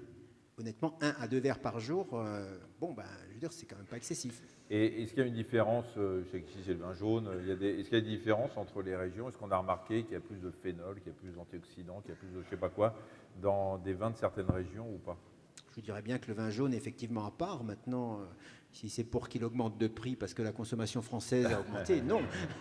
Non, mais on n'a pas remarqué qu'un vin d'une région... On a parlé longtemps du vin rouge, mais il y a eu des études américaines qui ont dit que finalement, que ce soit vin, bière, rouge, blanc ou alcool fort, ça revient à peu près au même. Oui, je crois que c'était surtout le modèle crétois d'alimentation qui était mis dedans. Oui, tiens, on va y revenir. Le dernier facteur de risque, c'est la sédentarité. Alors là, c'est juste... voilà, sédentarité. 4e facteur de risque de mortalité, affaiblissement du cœur. Alors que la pratique d'une activité physique, je voudrais insister sur le terme activité physique, on ne parle pas de sport, on parle d'activité physique. En gros, de bouger son cul. Permet de réduire de 25% le risque d'être victime d'une attaque cérébrale, de 34% le risque de diabète, de gagner 1 an et demi à 3 ans et demi d'espérance de vie, juste en bougeant un peu. C'est quand même pas énorme. Alors, monsieur le généraliste, est-ce que là aussi, vous arrivez à faire passer le message? D'ailleurs, est-ce que vous le faites passer? Est-ce que c'est votre rôle? On essaie d'expliquer aux gens qu'effectivement, il vaut mieux quand même se bouger un peu, comme vous avez dit. Voilà. Et c'est pas un gros mot. C'est pas un gros mot, c'est un truc... Je crois que c'est bien d'avoir insisté sur le terme activité physique, parce que moi, quand je parle de se bouger, effectivement, je parle de faire de l'activité physique. J'ai même s'il y a des patients dans la salle, ils sauront que je suis même excessif en disant des fois que le sport est mauvais pour la santé, pour différentes raisons. Mais c'est vrai que le sport de haut niveau peut être délétère. Mais si on parle de sport, ça bloque les gens. Quelqu'un qui n'a jamais bougé de sa vie ne fera pas de sport. L'activité physique, si on leur explique que c'est marcher peut-être un peu plus, on est en ville, alors on va dire, vous prenez l'arrêt de bus suivant, enfin les messages traditionnels qu'on voit dans toutes les communications sur l'activité physique, mais ça peut être aussi tout simplement aller marcher 1 ou 2 fois dans la semaine, tout simplement sans but, dans la ville ou dans la campagne, et puis des petits moyens, comme prendre les escaliers au lieu de l'ascenseur. Monsieur le maire le fait, il nous disait tout à l'heure. Vous prenez les escaliers. Non, c'est vrai, il le fait, il prend les escaliers. Mon cabinet qui est au premier étage, il habite à l'entresol. avec un ascenseur, j'ai mis une pancarte pour ceux qui ont les jambes qui le permettent, prenez l'escalier. Bon, il y en a souvent ceux qui ont les plus mauvaises jambes prennent les escaliers et les jeunes prennent l'ascenseur. C'est un peu contradictoire. Comment ça agit l'activité physique sur les vaisseaux, sur les artères, sur la paroi, ça nettoie? En fait, l'effet est surtout le développement des artères musculaires. Ces artères musculaires sont soumises en fait à une croissance ou à une non-croissance. Et il faut savoir qu'à partir d'un certain âge, une grande proportion de la population aura, du fait de l'âge, puisque c'est le premier facteur de risque, je ne sais pas si on en a parlé, de l'athérosclérose, mais du fait de l'âge, des artères qui vont présenter en fait des oblitérations, vous n'avez des pas obstructions. suivi, parce que tout à l'heure, on a montré les artères qui étaient bouchées par l'athérosclérose. Mais... Oui, mais on a parlé de l'âge. Parler? L'âge. Ah, je croyais que vous me demandiez si on avait parlé de l'athérosclérose, comme on est resté une demi-heure. Non, j'ai suivi. J'étais un peu inquiet. Voilà. Non, j'ai suivi. Je me disais, il fait un accident vasculaire cérébral, un spasme. Et là où je l'âge, non, on n'avait pas parlé. Ouais, là où je voulais en venir, c'est que en fait, on ne le ressent pas forcément parce que ces artères musculaires se sont développées. Pourquoi? Parce que justement, on marche et on a une activité physique régulière. Et c'est quelque chose, moi, dans mon activité de tous les jours, j'essaie de lutter justement contre ça, pour que les patients justement reprennent une marche, simplement une marche normale. D'ailleurs, la société savante dont vous parliez... Elle sait ça. Elle sait ça, Oui. parce que la Fédération française de cardiologie, messieurs, dames, qui est donc la société savante du professeur Schill, met en avant en permanence la nécessité de se bouger. Voilà, alors en complément pour le mécanisme, on dira que de se bouger, ça contribue à lutter contre le surpoids, ça fait baisser le mauvais cholestérol, ça fait baisser un peu la tension, ça permet de mieux réguler son diabète, et donc ça agit aussi par l'intermédiaire des facteurs de risque conventionnels dont on vient de parler. Très bien. C'est savant ça, non? Moi, ça me va. Personnellement, je trouve ça parfait. On va maintenant passer à un autre problème, enfin même si c'est la même chose à l'intérieur des artères, sont les accidents vasculaires cérébraux, parce que c'est une des principales causes de mortalité en France, c'est une cause énorme de handicap. Alors il y a deux types d'accidents vasculaires dans le cerveau, soit l'artère se bouche, donc c'est le même principe, le même mécanisme que ce qu'on a vu tout à l'heure. Une artère se bouche, la partie du cerveau qui devait recevoir le sang de cette artère ne le reçoit plus. C'est un infarctus cérébral. Et en fonction de la zone qui est touchée, il va y avoir des symptômes. Soit une hémiplégie, paralysie d'un côté si c'est la zone motrice, il peut y avoir d'autres problèmes visuels, des problèmes des gens qui ne peuvent plus parler parce que c'est l'aire du langage qui est touchée. Ça, c'est une des parties. La deuxième raison pour laquelle, et qui peut donner d'ailleurs les mêmes symptômes, on peut avoir un accident vasculaire cérébral, c'est quand il y a une hémorragie. C'est-à-dire quand une artère s'est fissurée et qu'elle s'est mise à saigner, quelle qu'en soit la raison. Là, la partie du cerveau qui était irriguée, qui reçoit le sang, bien sûr, va être noyée dans ce sang, dans cet hématome, qui va entraîner la mort des neurones correspondants. Alors, je voudrais qu'on s'arrête surtout sur ces carotides, parce qu'on peut se dire qu'il est très difficile d'éviter un accident vasculaire cérébral. Parfois, c'est un petit caillot qui va se promener, qui va partir du cœur ou qui va partir d'une artère d'une jambe et qui va monter et puis qui va pouvoir aller se mettre dans une artère du cerveau. Mais parfois, c'est ces grosses artères là que vous voyez là, les carotides, qui sont les deux grosses artères qui montent, vous voyez, dans le cou. Et c'est ce que vous pouvez d'ailleurs sentir.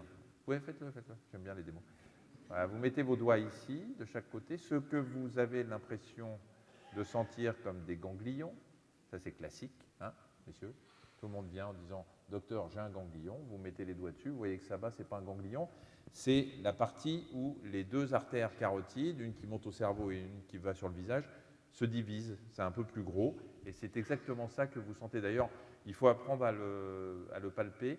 Parce que quand vous avez quelqu'un qui fait un malaise, le pouls que vous prenez ici, ce n'est pas toujours facile quand on n'a pas l'habitude, alors que cette grosse artère-là, on la sent bien battre. Donc si vous avez quelqu'un qui fait un malaise et qui vous paraît faire un arrêt cardiaque, vous mettez les doigts ici et vous essayez de sentir le pouls, comme ça vous saurez si le cœur bat ou pas. Alors ces carotides, facteurs de risque aussi, elles sont aussi victimes de ces plaques d'athérome. Oui. Merci. Courte. Très bien, voilà. Eh bien, écoutez, voilà, la conférence se termine ainsi. Alors, je vais poser ma question. En fait, vous savez, il y a dans le métier intervieweur, il y a deux façons d'interviewer. Soit vous faites des questions fermées, ce qu'on appelle des fermées, c'est-à-dire vous dites les carotides donc sont le siège de plaques d'athérome. Et là, on vous répond oui. Vous faites des questions ouvertes, ce que je vais essayer de faire. Pourquoi ces carotides sont-elles le siège souvent de plaques d'athérome? Ben voilà. Parce qu'elles ont le même problème que les coronaires, l'aorte et les artères des membres inférieurs. À l'opposé, d'autres artères, dites musculaires, ne seront pas spécialement, ou élastiques, ne seront pas spécialement atteintes par l'athérosclérose. Et donc, vous avez des territoires qui, plus spécifiquement que d'autres, vont être à risque de cette maladie d'athérosclérose. Je voudrais juste rajouter qu'en fait, le siège de l'athérosclérose est prédominant aux zones où il y a des grosses variations de pression, et c'est notamment aux zones de bifurcation. Donc en fait, ça va se fixer. Là, c'est la bifurcation carotidienne, et l'explication réside aussi là-dedans. En fait, voilà. Alors, réponse courte pour qu'on puisse donner la parole à la salle, parce que bien évidemment, c'est interactif, hein, cette conférence. Une fois qu'on a parlé, vous allez pouvoir poser des questions. Les oméga 3, intérêt ou pas? Vous pouvez dire plus qu'un mot. Hein. D'accord, chacun se renvoie la balle. Tout le monde, il y en a qui regarde ses pompes. Je ne sais pas de quoi il parle. Je crois, Docteur Tournier, c'est tombé sur vous. je crois qu'on n'a pas beaucoup de démonstrations d'intérêt, enfin, tout au moins dans une application thérapeutique pour les oméga 3, éventuellement en post-infarctus immédiat, mais après, on n'avait plus. Oui, il y a plein de choses qui marchent bien, et puis il y a des trucs qui marchent moins bien. Je ne sais pas pourquoi vous avez choisi celui-là, mais pas terrible. J'en ai 25, j'ai tiré au hasard. Voilà, qu'est-ce que vous voulez dire qui marche bien? 22, ouais. Qu'est-ce qui marche bien? Faire l'amour 3 fois ou 4 fois par semaine. Spécialiste à ma gauche. Votre femme est dans la salle, Simon? Non? Hein? Non, mais plus sérieusement, je crois qu'effectivement, les oméga 3, on n'en sait pas trop grand-chose. Hein.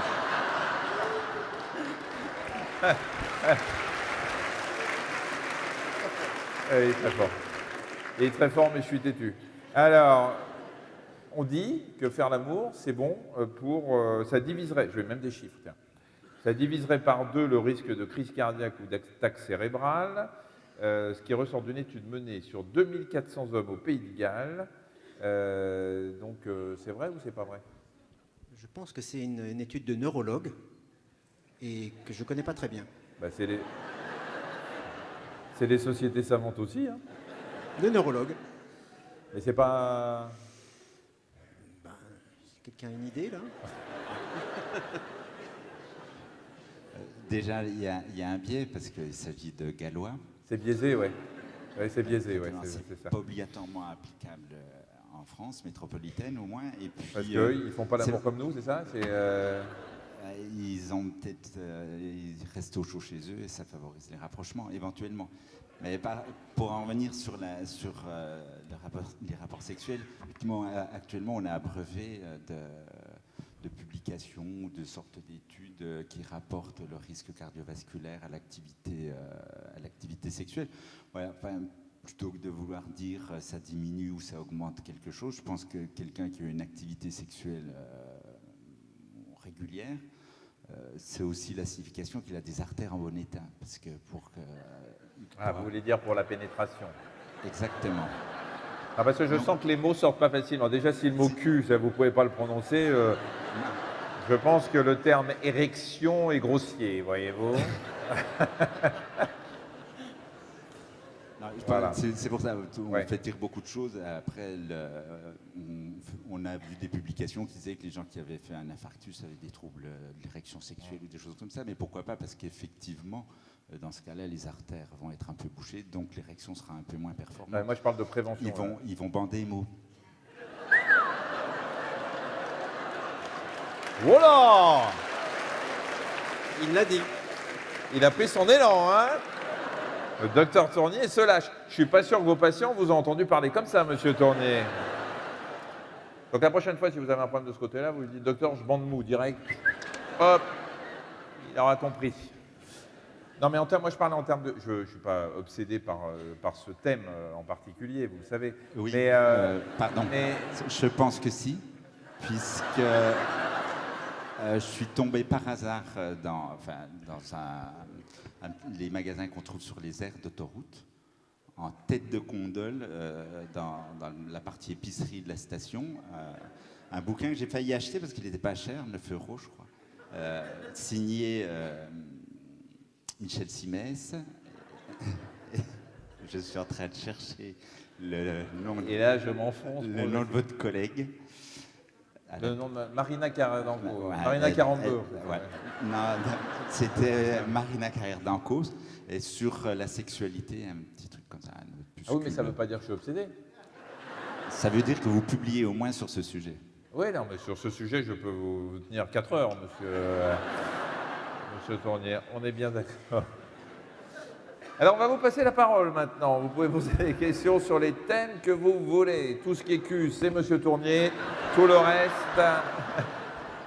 Voilà, tout le reste, ce sera les deux autres. Voilà. Alors, nous avons des hôtesses. Bonjour, mesdames, mesdemoiselles. Alors, il y en a partout. Le seul problème, c'est qu'en haut, je suis un peu ébloui, je ne vois pas bien. Donc, il y a des hôtesses, donc il faudra crier. Vous avez une question, madame?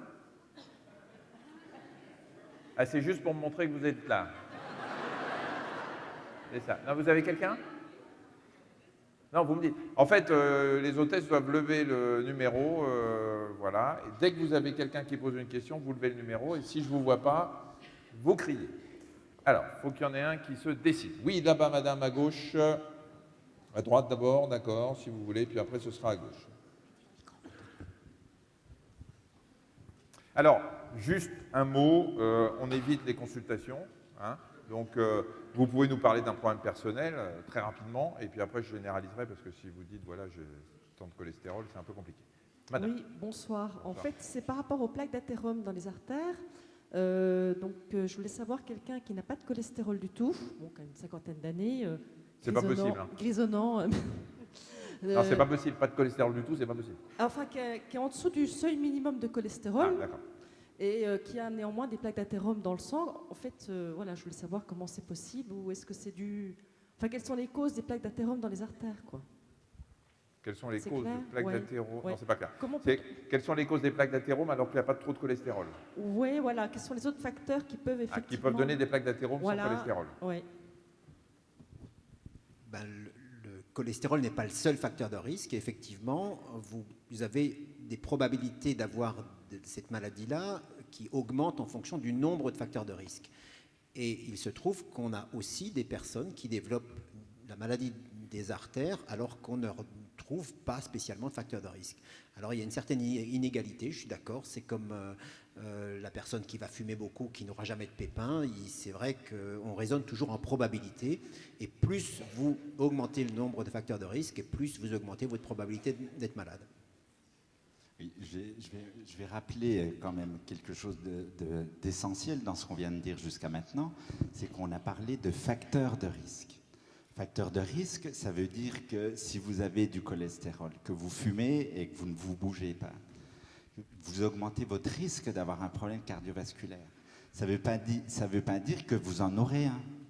Ça veut dire que vous augmentez ce risque-là. Si vous arrêtez de fumer, si vous avez un cholestérol normal, si vous faites du sport, vous diminuez votre risque, ça ne veut pas dire qu'il ne va rien vous arriver.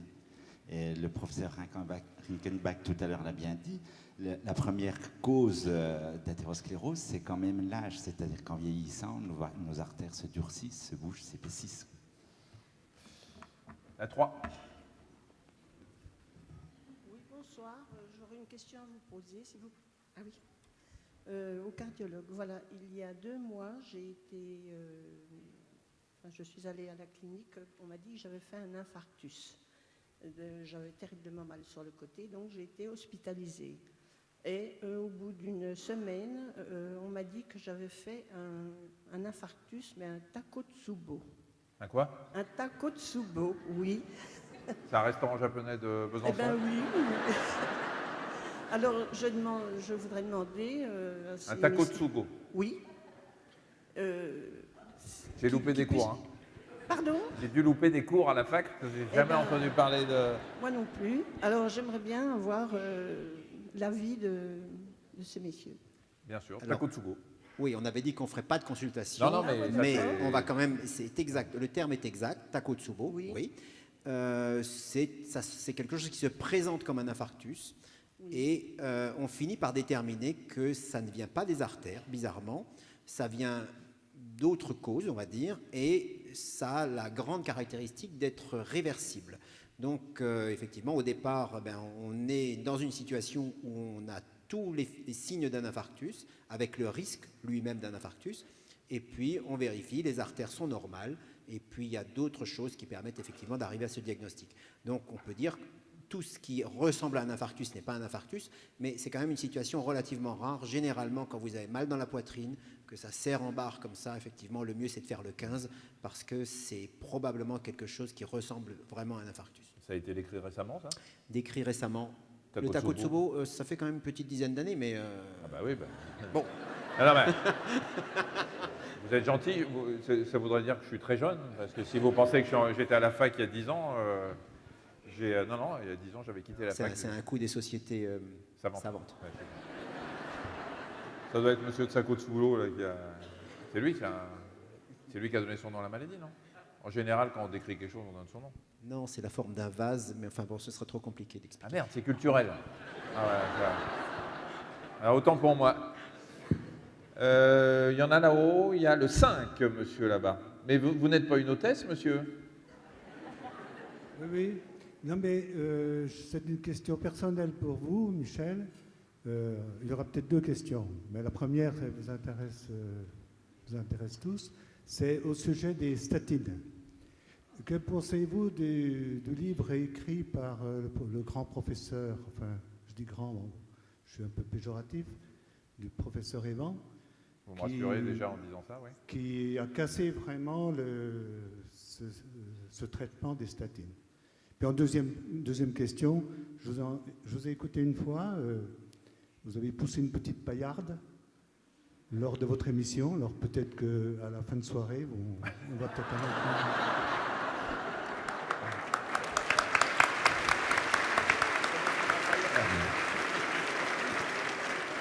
C'est très gentil, monsieur. Je ne peux pas me permettre de pousser une chanson paillarde avec des caméras partout, des journalistes de l'Est républicain, tout ça. C'est pas possible. Je connais que des chansons paillardes indicibles, voyez-vous. Alors, en ce qui concerne le livre du professeur Even, je vais laisser répondre les spécialistes. Le professeur Even a écrit 2 livres, j'allais dire, a commis 2 livres. Un premier sur le guide des médicaments dangereux et un deuxième sur le scandale des statines. Moi, je vais vous dire, c'était un peu compliqué pour moi parce que le professeur Even, ça a été un de mes profs de pneumo quand il exerçait à l'hôpital d'Ainec. Et quand il a sorti son guide des médicaments dangereux, j'ai été invité sur Canal+, dans le grand journal face à lui. Et aujourd'hui, le professeur Even, qui est le grand pourfendeur de l'industrie pharmaceutique, et on ne va pas les défendre, peuvent être attaqués beaucoup aujourd'hui parce que franchement, ils font des choses inadmissibles. Mais à l'époque, je me souviens, sur le plateau du Grand Journal, j'avais demandé à M. Even si, alors qu'aujourd'hui c'est le grand chevalier blanc contre l'industrie pharmaceutique, il se souvenait plus ou moins que quand il était lui-même chef de service, il avait quand même participé à pas mal de congrès qui étaient eux-mêmes payés par les labos. Vous voyez, donc à un moment, voilà, il était très... C'était marrant parce que quand je suis arrivé sur le plateau du Grand Journal, il se souvenait de moi parce qu'il était venu dans le magazine de la santé. « Bonjour Michel, comment ça va? Je suis ravi de vous voir. » À la fin, il ne m'a même pas dit au revoir, hein, je peux vous dire. Il ne viendra plus jamais dans le magazine de la santé. Maintenant, sur le plan des statines, est-ce que cette polémique autour des statines, et peut-être même un avis sur le livre du professeur Even, que vous avez dû lire, non? Non, je ne l'ai pas lu. On en a assez entendu parler, je veux dire, c'est bon. Il s'est passé un truc quand même extraordinaire. Les statines, vous allez n'importe où dans le monde avec une maladie vasculaire, on va vous donner pratiquement le même traitement. Et il y a un médicament, enfin il y en a plusieurs, mais en particulier les statines ne sont controversées nulle part. Les preuves d'efficacité, c'est simplement énorme. Et comment en France on est arrivé à ça, à avoir une personne qui va sur les ondes, qui explique, très bien d'ailleurs, hein, je pense qu'il était effectivement très convaincant, que tout ça c'est des foutaises, que vous prenez des médicaments pour rien, qui vous font du mal, et que votre médecin vous les prescrit par collusion avec l'industrie pharmaceutique. Et que le cholestérol, n'est pas mauvais pour la santé. Est sans rapport avec les maladies cardiovasculaires.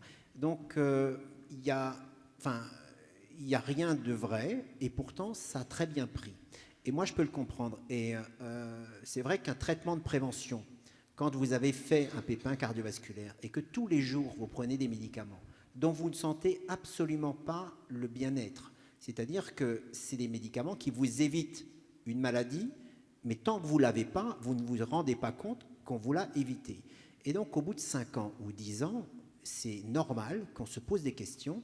Et effectivement, il suffit que sur les ondes, on ait ce message-là pour qu'on balaye immédiatement le travail de François Tournier, de Simon Ringelbach, de moi-même. où tout le temps on dit aux malades, faites attention, prenez vos médicaments, s'il y a un problème, dites-nous, on vous expliquera pourquoi vous le prenez et quel est le bénéfice attendu. Et effectivement, cette prévention, eh bien, ça peut être ruiné extrêmement rapidement. Alors, j'en finis par là. Il y a eu une estimation quand même au niveau de l'hôpital européen Georges Pompidou. Les cardiologues ont fait une estimation de l'impact de ce qu'ils ont appelé la polémique sur les statines. L'estimation est de 1000 morts en une seule année.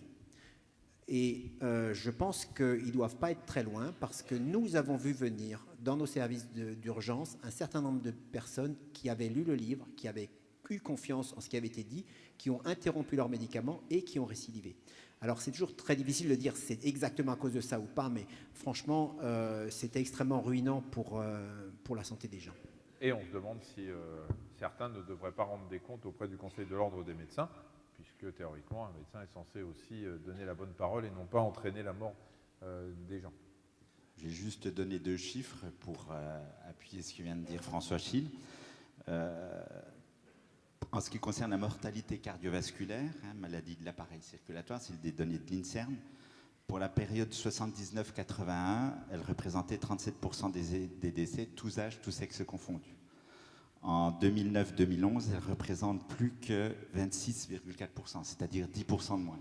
Et ça, grâce à quoi? Parce qu'effectivement, on a des protocoles de prise en charge de ces maladies cardiovasculaires qui sont admis par tout le monde. Quand on dit tout le monde, c'est-à-dire toutes les sociétés savantes, et comme l'a dit François Schill, sur toute la planète, il n'y a qu'en France que ça a posé polémique. Si on n'avait pas eu les statines, si on n'avait pas eu l'aspirine et puis ces choses-là, la mortalité cardiovasculaire serait encore proche de 40% dans la population générale, et non plus de 26% ou 27%. Non, 4, non. 2, si, vous avez une question là-bas? Oui, 4. Non.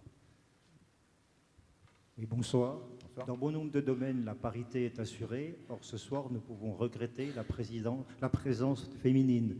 Quand est-ce que vous revenez avec Adriana Carambeu? Vous voulez faire un accident cardiaque, monsieur? Écoutez, moi, Adriana, elle peut venir tous les jours, hein, c'est pas un problème, et j'aurais aimé, mais je suis pas sûr qu'elle aurait pu répondre à... Elle est intelligente, hein, je vous l'ai dit tout à l'heure, mais répondre aux questions sur le cardiovasculaire. Vous pouvez pas savoir le nombre de copains, depuis que je fais cette émission, qui me parlent plus. C'est hallucinant, hein, ouais, ils me parlent plus, ou ils me font la gueule, ou... ils me disent, oui, je sais pas, ils sont persuadés qu'il se passe quelque chose avec Adriana. Je ne sais pas. Enfin, je ne sais pas. Si, je sais qu'il ne se passe rien. Mais c'est incroyable. Ça a changé ma vie. Je suis très seul aujourd'hui, vous savez, quand Adriana n'est pas là. Mais c'est une fille super, hein, vraiment. Hein, et je vais repartir avec elle. Mais vous savez, à chaque fois qu'on est en tournage, en plus, elle vient avec son mari. Elle vient de se marier, vous l'avez vu dans la presse. Hein, c'est passé inaperçu. Elle vient avec son mari à chaque tournage, vous savez. Voilà. Mais les tournages sont sympas quand même. C'est sympa. La 2. Est-ce que le cancer du cœur existe? Réponse courte? Non. Voilà, un peu plus longue? Un petit peu quand même. Non, il y a beaucoup de maladies du cœur, mais pas le cancer. Alors, il y a parfois ce qu'on appelle des tumeurs, c'est rare, c'est pas cancéreux. Pas de myosarcome sur le... Non. Non. Peut-être qu'on meurt avant. Ouais. Un petit, non? Même pas un petit, non. Même rien du tout. Que dalle. Et pourquoi? Il y a d'autres trucs, hein, chacun son... Non, mais c'est pas une réponse, ça. Oui, je sais bien qu'il y a d'autres trucs. Non, mais c'est étonnant. C'est un muscle. Le muscle cardiaque, c'est un muscle particulier hein, parce que c'est un muscle. Alors, il y a deux types de muscles dans l'organisme. Les muscles lisses, qui ne sont pas contrôlés par la volonté. Par exemple, les intestins, qui permettent au bol alimentaire de progresser. Voilà, il y a plein de muscles comme ça que vous ne pouvez pas commander. Et puis les muscles striés, qui sont les muscles que vous commandez. Je bouge ma main parce qu'il y a des muscles striés commandés par ma volonté. Et bien, le cœur, c'est un muscle strié, mais qui n'est pas commandé par la volonté. C'est ça? C'est toujours bon ou pas? C'est toujours bon. Bon, c'est bon. Et donc, il n'y a pas de problème. Bon, pour être simple, non. Alors, on va trouver des tumeurs très très rares, mais je veux dire, non, c'est pas notre inquiétude. N'inquiétons pas la dame, disons non. Je crois que c'est... Je regarde s'il y en a d'autres, parce que sinon... Le 4, oui. Bonsoir. Bonsoir. J'aurais aimé savoir s'il y avait des bénéfices avérés à l'adoption de l'alimentation. J'ai rien compris. Excusez-moi. Je vous en prie. J'aurais aimé savoir s'il y avait des bénéfices avérés à l'adoption de l'alimentation végétarienne. J'ai entendu bénéfice avéré. Si quelqu'un a entendu la suite, oui. Alors c'est moi, d'accord, ok. Bon, bah écoutez, c'est pas grave, je comprends pas la question, mais comme je vais pas y répondre, on va. Voilà. C'était quoi la question, juste pour que je sache? La demoiselle demandait s'il y avait des bénéfices avérés à une alimentation végétarienne. Ah, végétarienne. Excusez-moi, mademoiselle, hein, c'est l'âge. Régime crétois, on peut en parler d'alimentation, l'huile d'olive, tout ça. Végétarien, vous y connaissez rien, c'est ça? Si. Comment ça? Comment ça, je connais rien, moi? Facile. En fait, oui, la fréquence des maladies cardiovasculaires est variable, par exemple en Europe, beaucoup plus dans les pays du Nord que dans les pays du Sud, et même en France, beaucoup plus à Strasbourg qu'à Toulouse. Alors, bien sûr, ça étonne. On se dit comment se fait-il qu'à l'intérieur d'un même pays qui a les mêmes modes de vie, grosso modo, le même accès aux soins, pourquoi il y a une telle différence? Et on a fini par dire, oui, ce sont les habitudes alimentaires qui jouent. Et on a identifié au niveau de la grande Europe, on va dire, les Crétois comme étant les champions de la prévention des maladies cardiovasculaires. Et on a mis ça sur le compte de leur alimentation. Alors, pour faire simple, là aussi, c'est vin blanc par rapport à de la bière, c'est poisson par rapport à de la choucroute, et c'est huile d'olive par rapport à d'autres graisses animales. Et donc, on retombe toujours sur la même chose. Il faut essayer de manger relativement sain. Les 5 fruits et légumes, ça marche. Alors, est-ce que d'enlever complètement toute viande est vraiment nécessaire? Pas forcément. Mais c'est sûr que, bon, si vous voulez avoir le moins de cholestérol, le moins de mauvais cholestérol possible, il faut essayer d'éliminer tout ce qui est charcuterie et autres. Donc, on va finir doucement par tomber sur un régime végétarien. Mais il n'y a pas des études qui montrent que les végétariens font beaucoup moins de problèmes cardiovasculaires que... C'est toujours très difficile de faire des grandes... Il faut beaucoup de personnes dans ces études. Alors, s'il vous faut réunir 20, 30 000 végétariens, ça commence à être un petit peu difficile parce que finalement, les végétariens ne sont pas si nombreux que ça.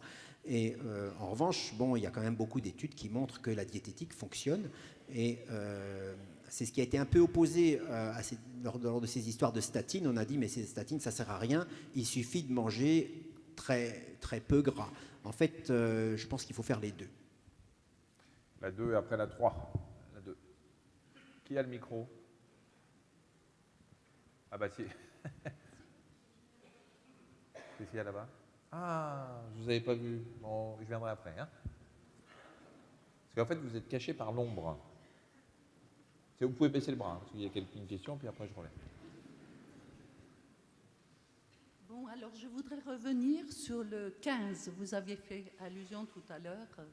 Appelez tout de suite le 15 dès qu'on a une douleur pulmonaire, à l'estomac. Mettez bien le micro contre le menton, madame. Pardon, voilà. Oui, j'ai bien compris la question, Oui. et merci de la poser parce qu'on va revenir encore une seconde là-dessus. Oui, mais je n'ai pas fini. Ah pardon, excusez-moi. Oui, mais je m'étais dit, mais j'ai pas compris la question, mais Voilà. parce qu'elle n'avait pas posé en fait. Moi, quand on me dit 15, ça suffit, ça me déclenche immédiatement. Non, En fait, il a un Pavlov. En fait, 15, il fait merci pour la question, madame. Non, je voulais simplement rappeler qu'il faut absolument appeler le 15 dès qu'on a la moindre petite douleur au bras. Ah, c'est pas une question en fait. Non, mais parce que ça m'est arrivé à moi. Il y a 3 ans, j'ai eu ces douleurs en rentrant de course.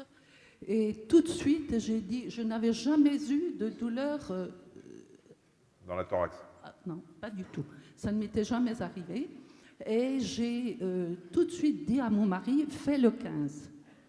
C'est ce qui m'a sauvée, parce que tout le monde me dit que je ne devrais plus être là. Je faisais une dissection de l'aorte. Et voilà, j'ai été opérée aussitôt dans la nuit, et grâce à ça... Vous avez été sauvé par le fait que votre mari est obéissant. Tout à fait. Tout à fait. Fait le 15, il fait le 15. Voilà.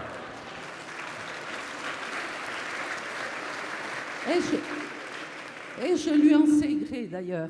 Bah, Mais je voudrais vous poser une question aussi. Juste un mot sur la dissection, pour que les gens comprennent. Une dissection aortique, c'est pas quand vous ouvrez quelqu'un puis que vous regardez. Hein. C'est en fait les parois des artères, elles ont plusieurs feuillets. Et parfois, une dissection, c'est quand le sang passe entre deux des feuillets de la paroi. Et ça s'ouvre comme un livre. Et ça va descendre, et après, ça va entraîner des problèmes dramatiques. Oui, voilà. C'est ce qu'on m'a dit. Bon, je voudrais savoir, parce que ça fait 3 ans, ça va bien, mais je ne prends aucun médicament après cette intervention. Est-ce que c'est normal? Est-ce que je ne sais pas?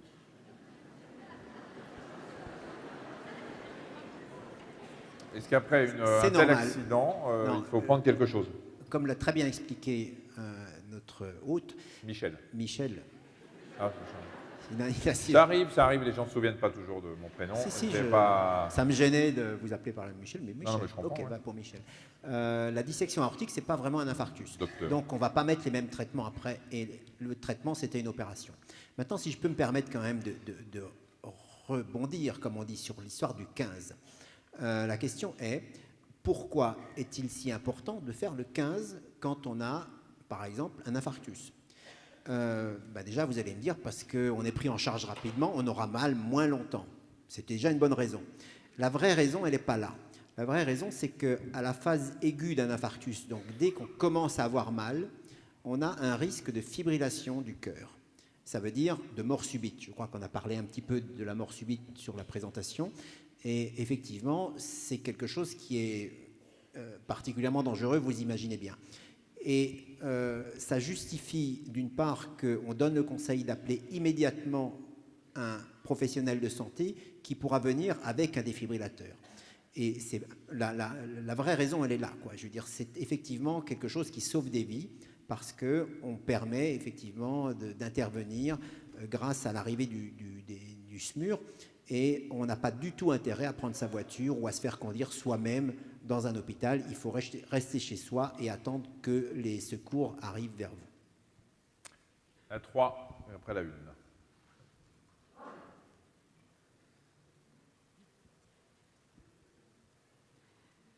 On parle du bon et du mauvais cholestérol. Et souvent, le médecin dit vous avez du cholestérol, du mauvais cholestérol, mais le bon compense et anéantit le négatif du mauvais cholestérol. Est-ce que vous pouvez nous expliquer le bon et le mauvais cholestérol et comment le bon cholestérol intervient sur le mauvais? Alors c'est une question intéressante parce que si on regarde sur les analyses, on peut avoir trop de cholestérol total. Voilà, l'ensemble du cholestérol, il est trop élevé. Et quand on fait un détail, quand on regarde le détail des analyses, on s'aperçoit que finalement le mauvais cholestérol, il est plutôt bien, mais que si on a trop de cholestérol, c'est parce qu'on a trop de bon cholestérol. Alors est-ce que le fait d'avoir un cholestérol trop élevé est embêtant à partir du moment où c'est le bon cholestérol, et comment agit-il sur le mauvais? Alors le bon cholestérol, c'est ce qu'on appelle le HDL cholestérol, effectivement est protecteur. Alors comment on sait ça? On regarde sur des populations et puis on voit que dans les zones où il y a beaucoup de personnes qui ont un cholestérol HDL élevé, il y a très peu de maladies cardiovasculaires. Et donc on a effectivement cette ambiguïté avec le cholestérol, un bon, un mauvais. Alors le fait d'avoir un bon cholestérol, c'est un peu l'inverse des facteurs de risque, c'est ce qu'on appelle un facteur protecteur. Et si on veut être simple, on pourrait très bien dire qu'effectivement, ça vous enlève un facteur de risque. Et donc, à ce titre, d'avoir un bon cholestérol élevé, très bien, ça marche bien.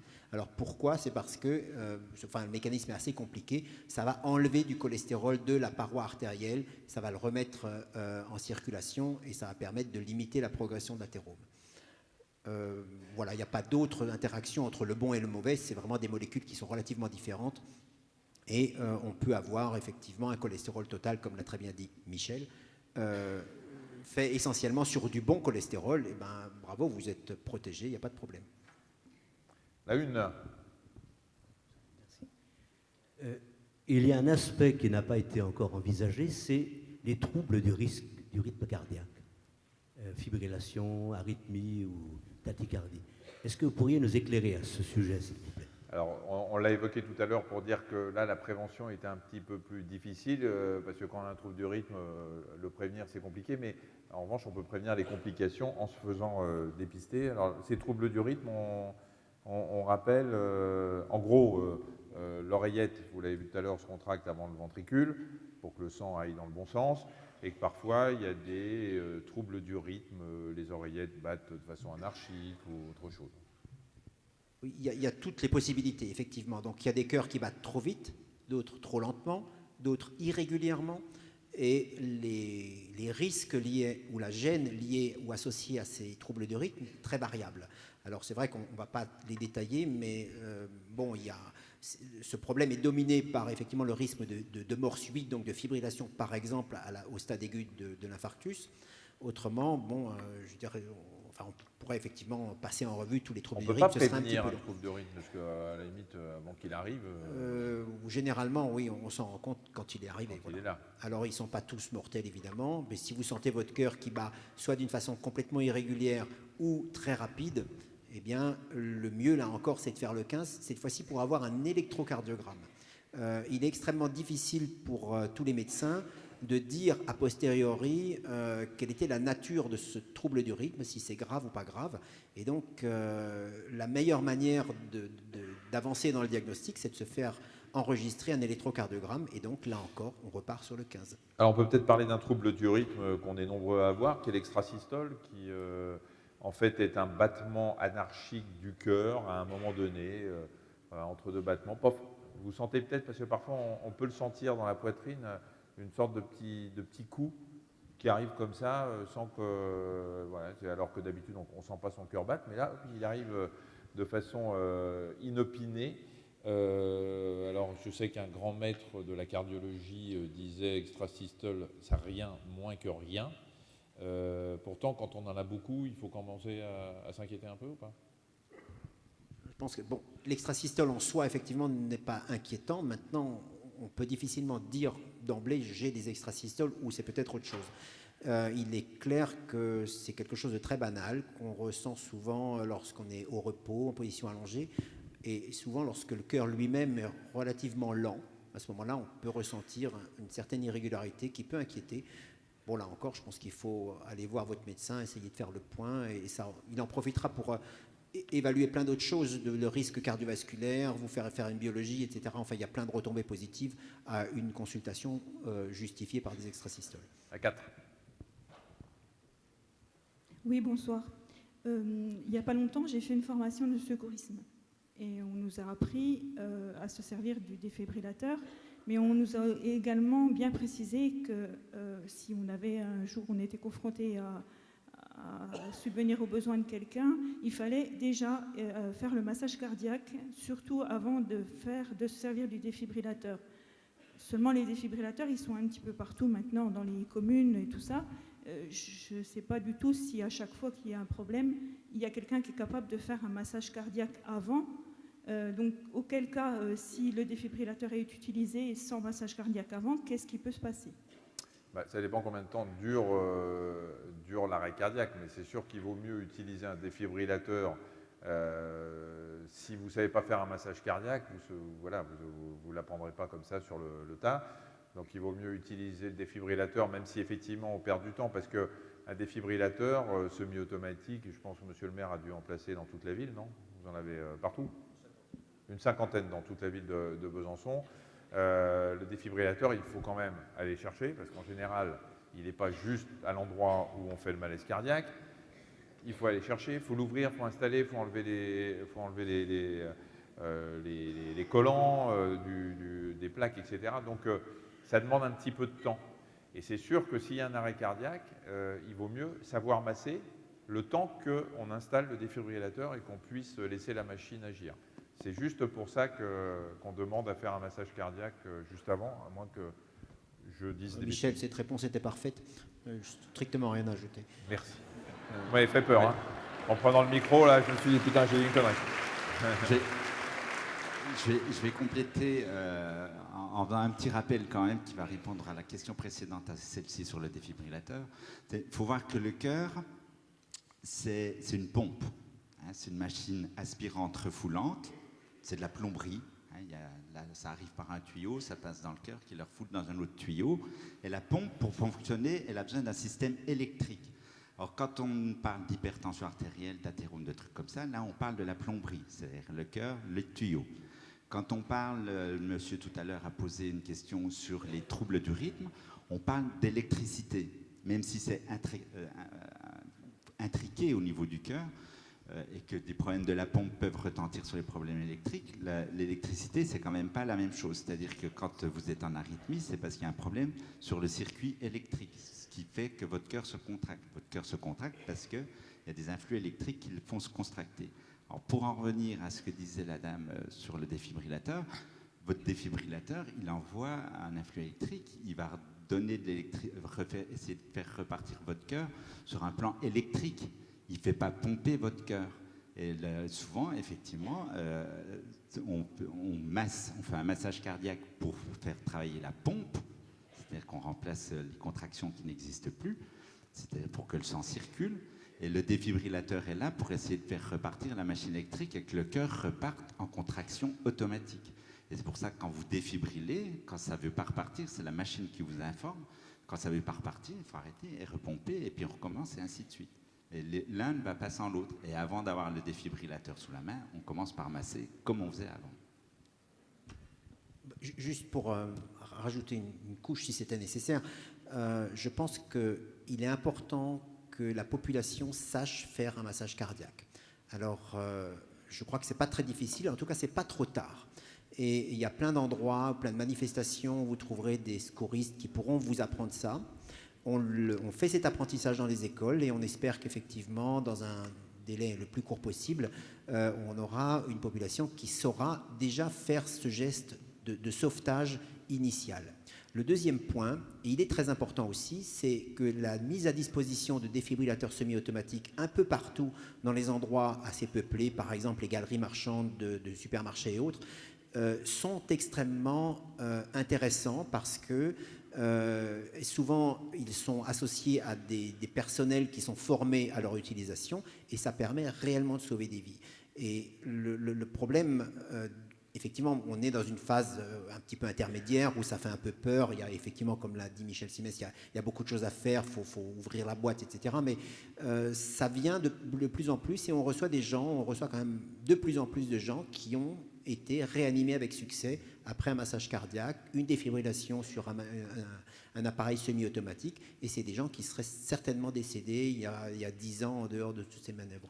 Donc je pense que c'est important de continuer en ce sens. Oui, et puis surtout n'ayez pas peur, parce que moi j'entends plein de gens qui disent « Oh là là, ça a l'air compliqué cet appareil, parce que c'est...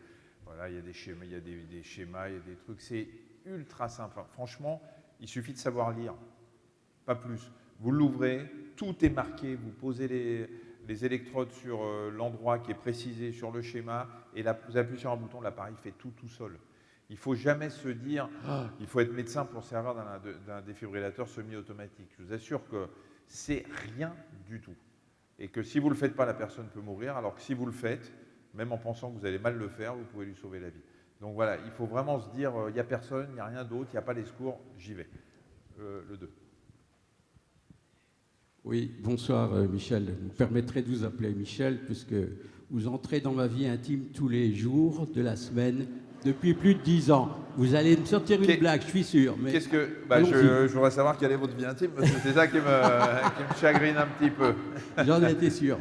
Je vous ai tendu la perche, là. Oui, bon, ça aussi, oui, non, merci. Mais en tout cas, merci, je suis flatté d'être chez vous. Pour être plus sérieux, on n'a pas parlé des apnées du sommeil. Et paraît-il que c'est un risque assez important pour les maladies. Je sais être sérieux aussi. Non, mais moi aussi. Alors, les apnées du sommeil, c'est le fait de s'arrêter de respirer la nuit. Alors, en général, c'est le conjoint qui s'en aperçoit, du moins au début, parce que la personne qui fait une apnée s'arrête de respirer.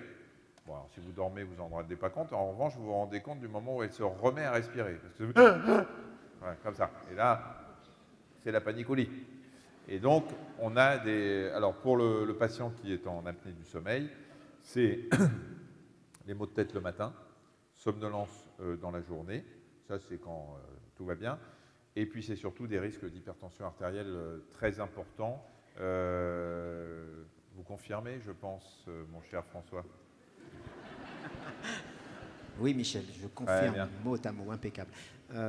Oui, l'apnée du sommeil, bon, enfin, ça se traite un petit peu, c'est un peu difficile. C'est vrai qu'il y a un appareillage, ça, c'est pas très sympathique, mais ça offre un confort pendant la journée qui est absolument, disons, reporté comme étant incroyable. C'est des gens qui étaient avant fatigués toute la journée parce qu'en fait, l'apnée fait que le cerveau devient hypoxique et le malade peut se réveiller 50, 100 fois par nuit. Et donc, en fait, ces nuits ne sont absolument pas réparatrices. Et donc, on est au lit, on croit qu'on dort, en fait, on ne dort pas. L'hypoxie, c'est quand on n'a pas assez d'oxygène. Exact, merci. Non, je suis là pour traduire. C'est un peu compliqué ce que vous avez dit.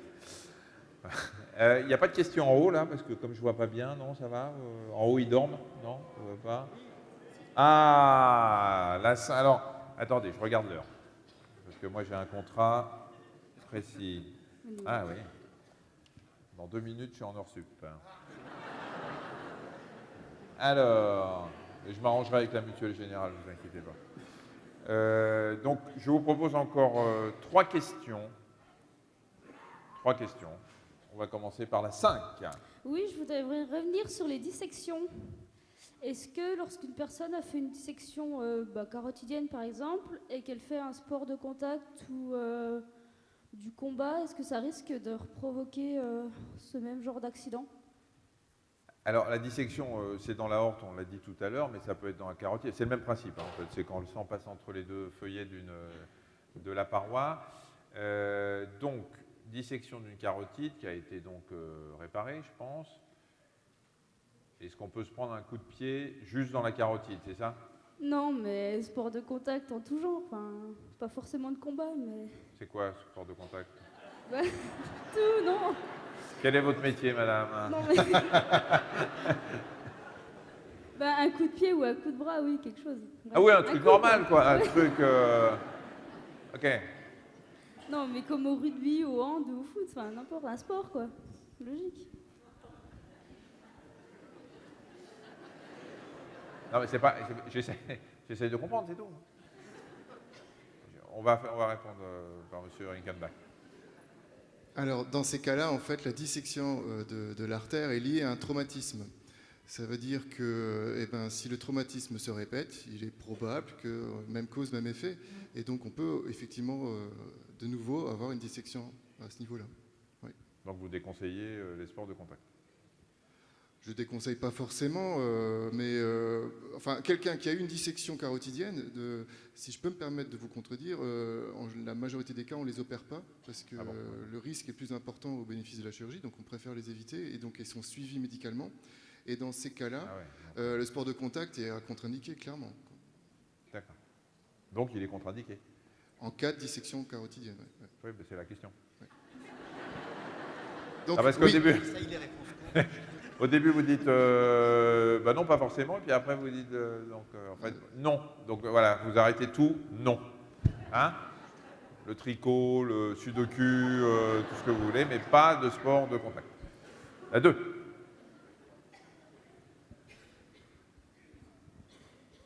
Oui, bonsoir. Je voudrais savoir, est-ce qu'il y a des aliments qui provoquent l'hypertension, comme le réglisse, par exemple? Oui, alors c'est vrai. Vous rigolez. Est-ce que c'est réversible ou est-ce que c'est... Vous rigolez, mais la réglisse est connue pour entraîner... mais alors, il faut en manger un maximum. Hein. Oui pour la réglisse, oui pour le sel, tout bêtement. Le sel provoque de l'hypertension artérielle ou l'aggrave. Et donc, si on veut parler en termes de généralité, on dirait faites surtout attention au sel, parce que la réglisse, franchement... La réglisse, c'est quand il y a des gros accros, des addicts à la réglisse qui peuvent... Oui, mais c'est des réglisses un peu brutes de fonderie. Hein. Les réglisses qu'on peut manger maintenant, elles sont un peu nettoyées de ça. Si vous êtes hypertendu, non? Dans le nord de l'Allemagne, vous mangez beaucoup de réglisse? Vous êtes venu me voir du nord de l'Allemagne, madame?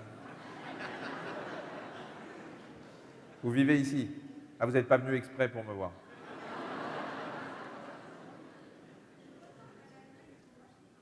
Ah, vous retournez en Allemagne pour acheter du réglisse, parce qu'il n'y a pas de réglisse ici à Besançon. Non, mais vous êtes accro au réglisse à ce point-là? Et vous avez une hypertension? Ça vous est déjà arrivé de manger de la réglisse et d'avoir une hypertension juste après? Bah, vous avez la réponse. Quoi? Ah, d'autres aliments. Bah oui, bah, le sel, vous savez, je ne sais pas en Allemagne, mais en France, c'est une catastrophe. Nous, on sale avant de goûter. On sale avant de goûter. Donc, si vous voulez, c'est malheureusement, on est un des pays qui consomme le plus de sel. C'est une folie. Et ça, de ce côté-là, il faut faire attention, bien sûr, quand on est hyper tendu, parce que maintenant, il y a plein de condiments, des herbes, etc., qui sont des exhausteurs de goût, sans qu'on passe par le sel. Une dernière question. Vous, je vous ai déjà vu. Donc là, ils me font comme ça, comme si j'avais... On dirait que je suis Patrick Bruel. Il va y avoir des conférences, on va mettre les briquets. Allez, la dernière, la une. Oui, je voulais revenir sur les facteurs à risque. Parce que pour avoir vécu donc une rééducation cardiaque avec d'autres gens pendant 3 mois, je me suis retrouvé avec des gens finalement qui, à un moment donné, se disaient mais moi je fais pas ça, moi je fais pas ça, moi je mange bien, je fais du sport, et pourtant j'ai eu un infarctus. Et ils nous disaient tous, j'ai un facteur à risque finalement qui n'est pas rassurant pour tout le monde, puisque on n'en a pas parlé ce soir, mais il parlait d'hérédité. Ouais.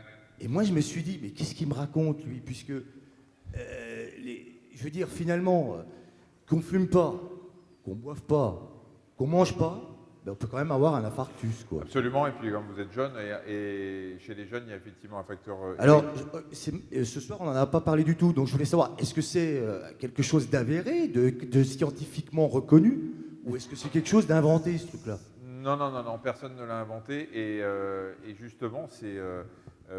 vous, les cardiologues, vous faites très attention aux familles dans lesquelles il y a beaucoup d'infarctus, et surtout dans lesquelles les infarctus sont arrivés tôt, les jeunes. La réponse est oui. C'est vrai qu'on n'a pas parlé, on n'a pas listé tous les facteurs de risque, on a listé que les plus importants. Le problème familial existe et on considère qu'on a un risque supplémentaire lorsqu'on a des parents très proches qui ont fait un infarctus très tôt. Très tôt, ça veut dire moins de 55 ans pour la mère et moins de 45 ans pour le père. Donc ça veut dire vraiment, ce n'est pas la grand-mère qui fait un infarctus, c'est vraiment des infarctus très précoces. Et ça peut constituer effectivement un facteur de risque qu'on appelle par définition non modifiable, comme le sexe et l'âge, c'est des choses que vous ne pouvez pas vous en défaire. Alors, c'est vrai qu'on insiste moins, on préfère parler des facteurs de risque modifiables, puisque par définition, on peut jouer dessus. La dernière chose, c'est que bien souvent, on a des familles de coronariens ou des familles vasculaires, comme on dit, des familles qui sont généralement malades des vaisseaux, par le biais d'une hypercholestérolémie familiale. Donc là, on retombe sur le cholestérol. Et c'est un mécanisme un petit peu différent, mais c'est une réalité aussi. Mais bon, c'est vrai que, Michel, la prochaine fois, il faudra mettre les facteurs génétiques. C'est vrai que ça existe et ce monsieur a raison de faire monsieur a raison et heureusement qu'il a posé cette question. Voilà. Nous serions passés à côté. Complètement. Merci, monsieur. Je voudrais remercier de nouveau la ville de Besançon et monsieur le maire de nous avoir aussi bien reçus. Je le remercie de son humour aussi. Merci parce que c'est pas évident. C'est vrai que je suis léger en général, mais merci France Bleu, l'Est républicain, Alain Flelou et Télé Loisirs. Je voudrais finir juste avec une petite citation de Pierre Dac qui disait « Une crise cardiaque, c'est un coup de pompe funèbre ».